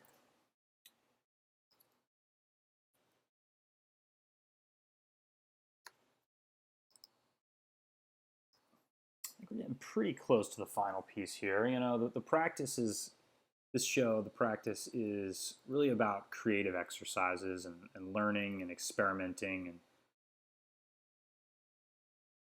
if this were a client piece or, you know, something I was going to submit to a group show or something like that, I would definitely keep pushing it. I don't think it's a final, polished, perfect piece of work, but as far as an exploration, sort of a sketch goes, I think it's working pretty well. Add a little more variation to the leaves. Probably going to add a few more details and do a couple more test renderings, but getting close. Loft NURBs are for going between splines. So see with the tongue here, I've got a bunch of splines and it goes between them. So that might be what you're after. I'll show you briefly. Pretty much all the NURBs work with splines. So I'll show you what a lathe NURB does, because it just spins things in 360 degrees.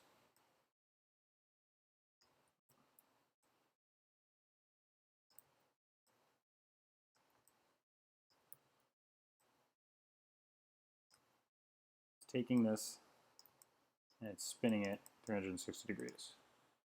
Okay. And I think you can turn down, yep, things like that. You may go further or less far.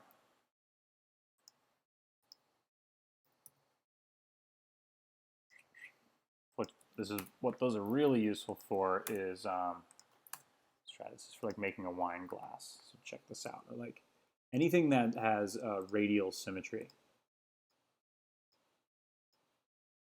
Check it. Bam, bam, bam. Okay, so that's like the profile of a wine glass, half a wine glass. Now, if you throw that in a lathe NURB, it's going to spin at 360 degrees. Bam! Wine glass. Yeah? Yeah. That's what a loft NURB, a lathe NURB does. It acts like a lathe. A lathe is a word, like a real world lathe is a woodworking tool that spins a dowel really fast so you can carve it.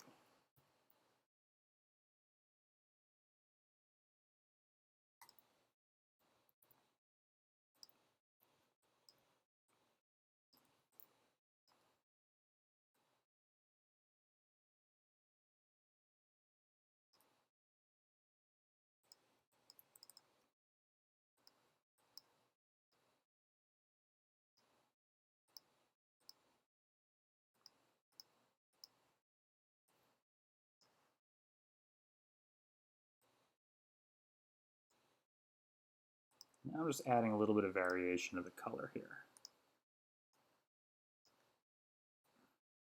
I want to stay in this green range.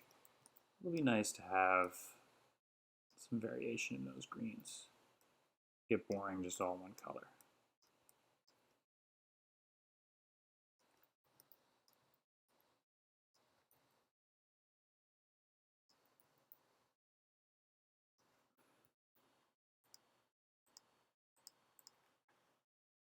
The reason I used a bend deformer on these leaves instead of just like modeling the shape of them is it allows me to go back later and with very little effort add some variation to the angle and the degree of bend.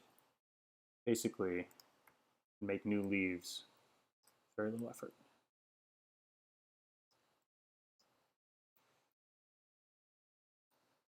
WTF, Snoop.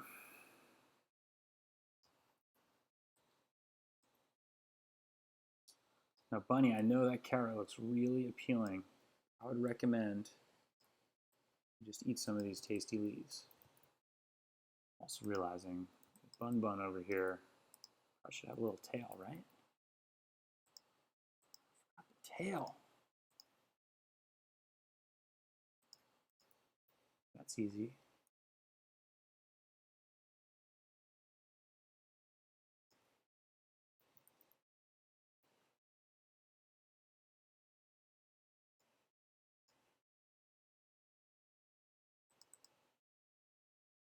Whoops. Whoa. Rabbit booty.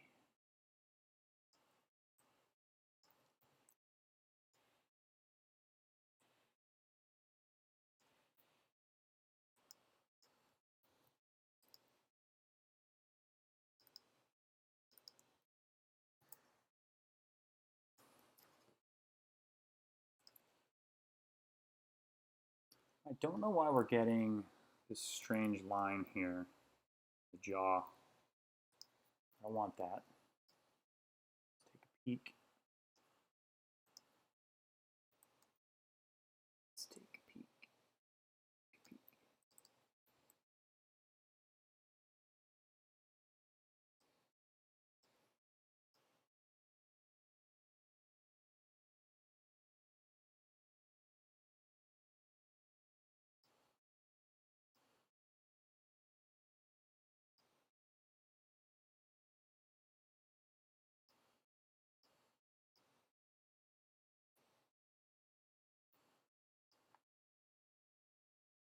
Whoa.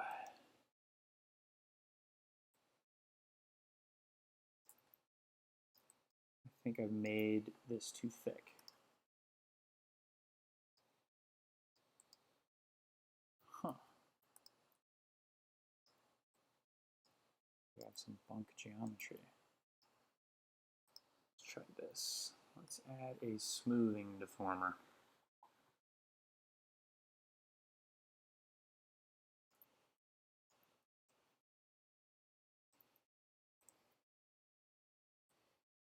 Whoa.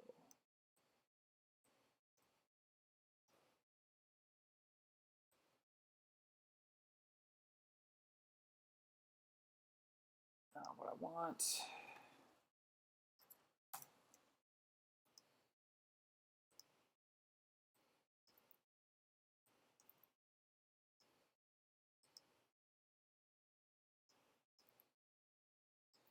Let's do it the old school way.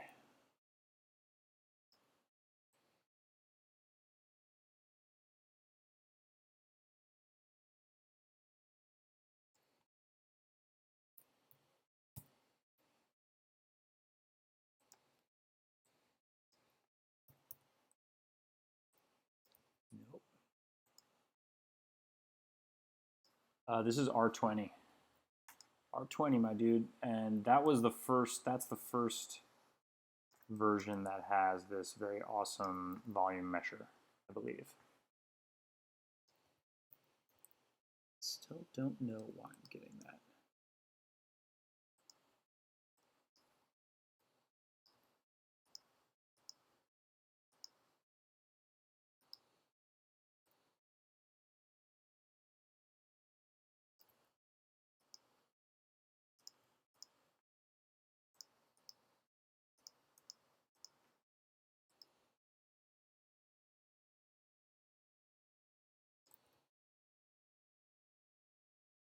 It is irritating though.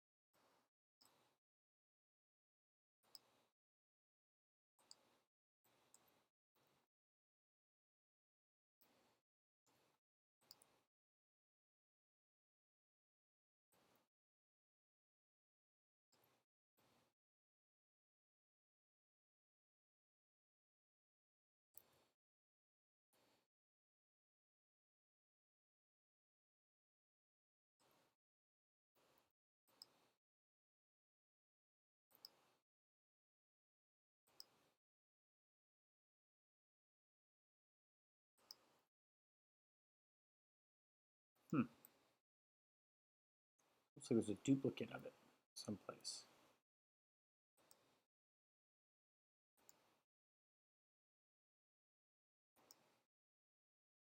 Oh. What in the heck? This is what I mean when I say that the practice is like very much a live, warts and all, figure it out as you go kind of a thing.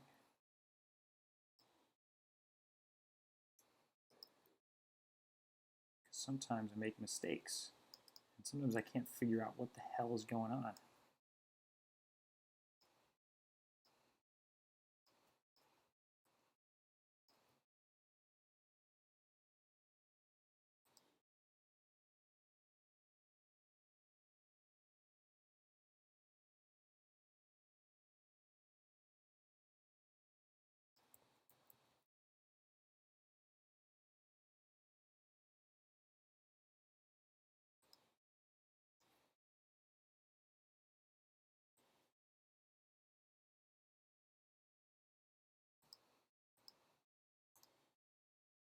Turn that off, it's still there. How dare you?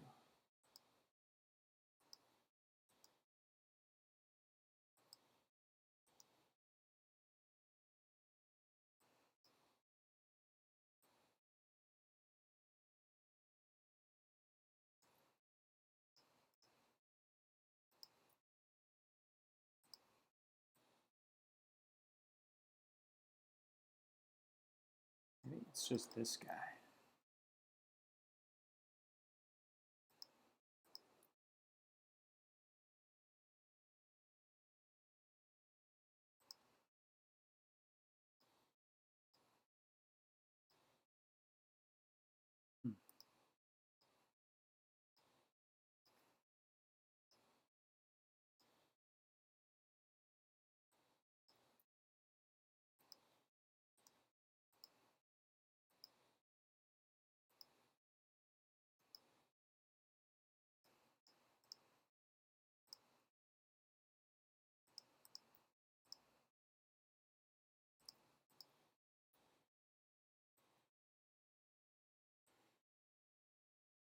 Well, let's figure out a different way to solve this.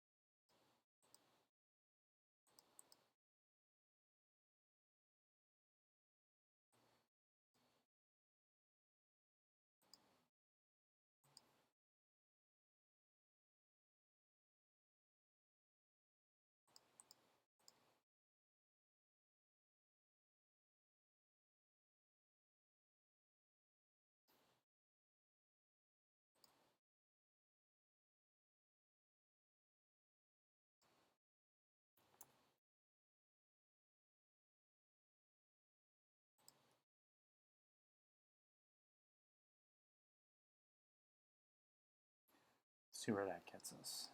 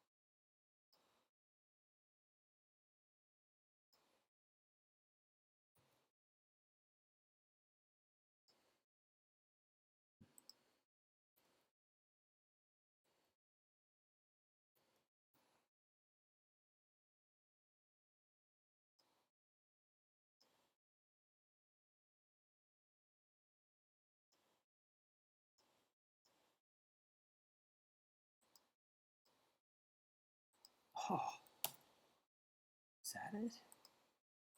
Because I accidentally put the volume measure in the symmetry. Oh, you dumbass. Oh. Well, unless I figured it out.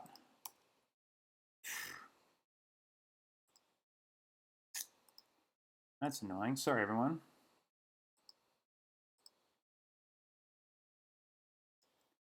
All right.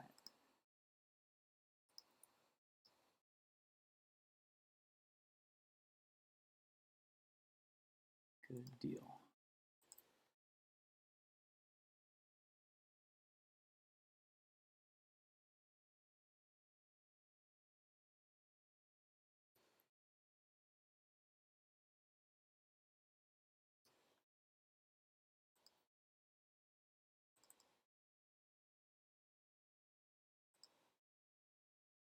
Whoops.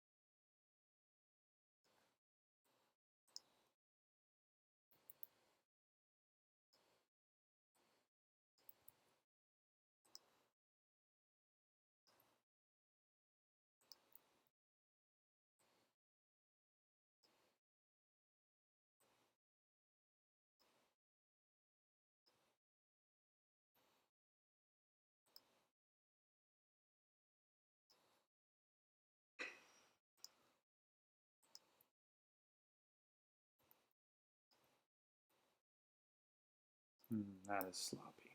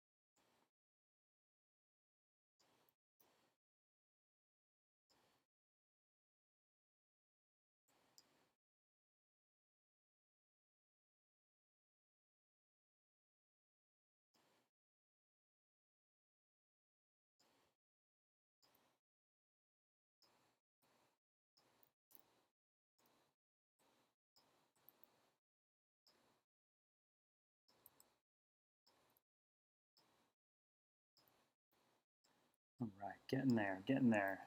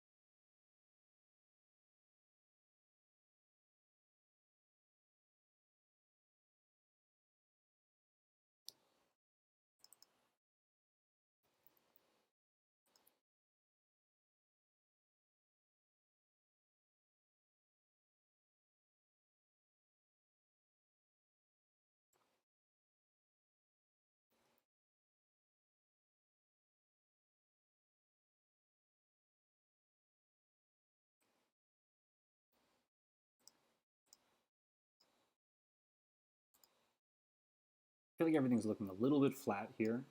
I'm going to add some noise to all the green. What's really great is you can just select, you can drag and click and do a marquee selection to select multiple textures at once. Let's turn this way down, 6 or 7. change this high and low clip. Make the noise itself green. Let's see what we get there.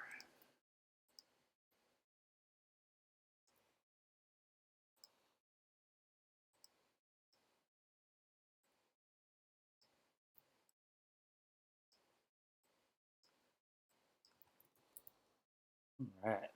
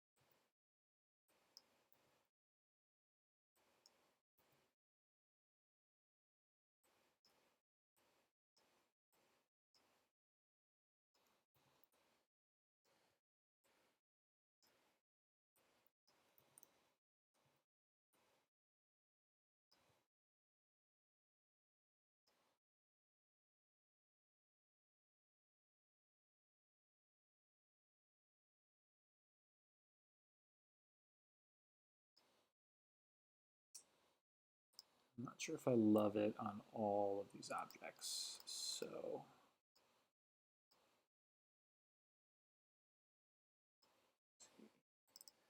turn it off on the leaves.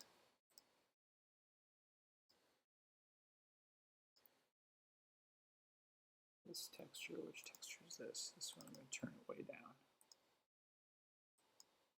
Way down. Let's make it a bit lighter too. Subtlety, my friends.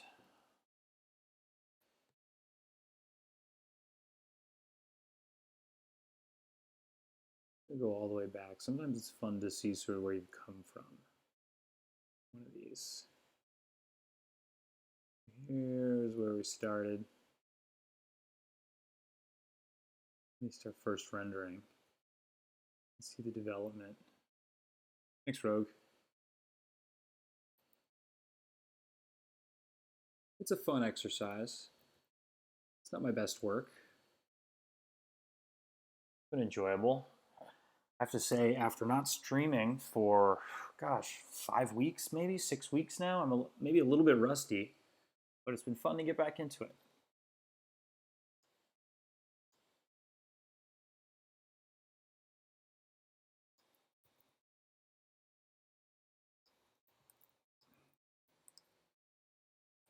Now, I think that I'm going to go ahead and call this one good enough. So I'm going to boot up Photoshop just for a little bit of color correction, and I'm going to output a slightly larger version.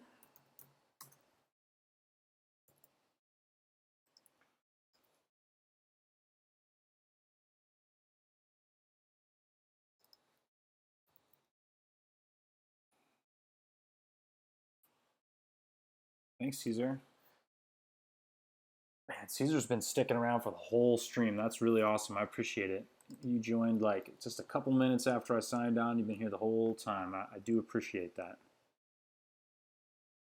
Hope you've enjoyed it and learned a thing or two. If not, at least got something out of my rambling.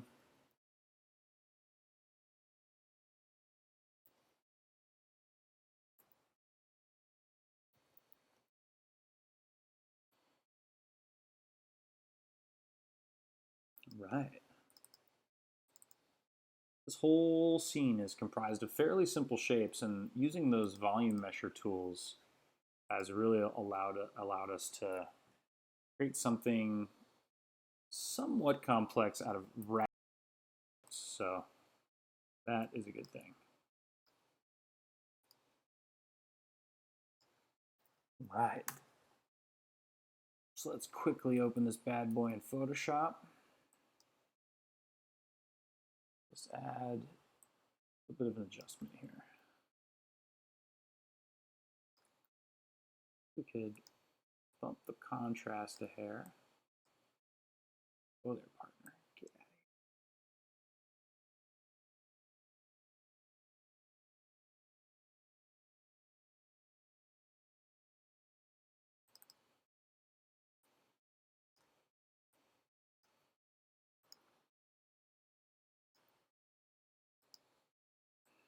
So if you want to try this piece or something similar to it, please share the result.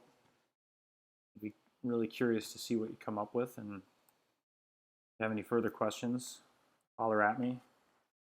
You can hit me up on my Instagram channel at DLGNCE.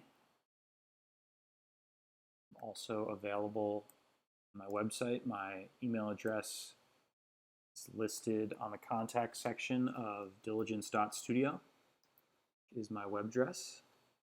Also check out my portfolio there.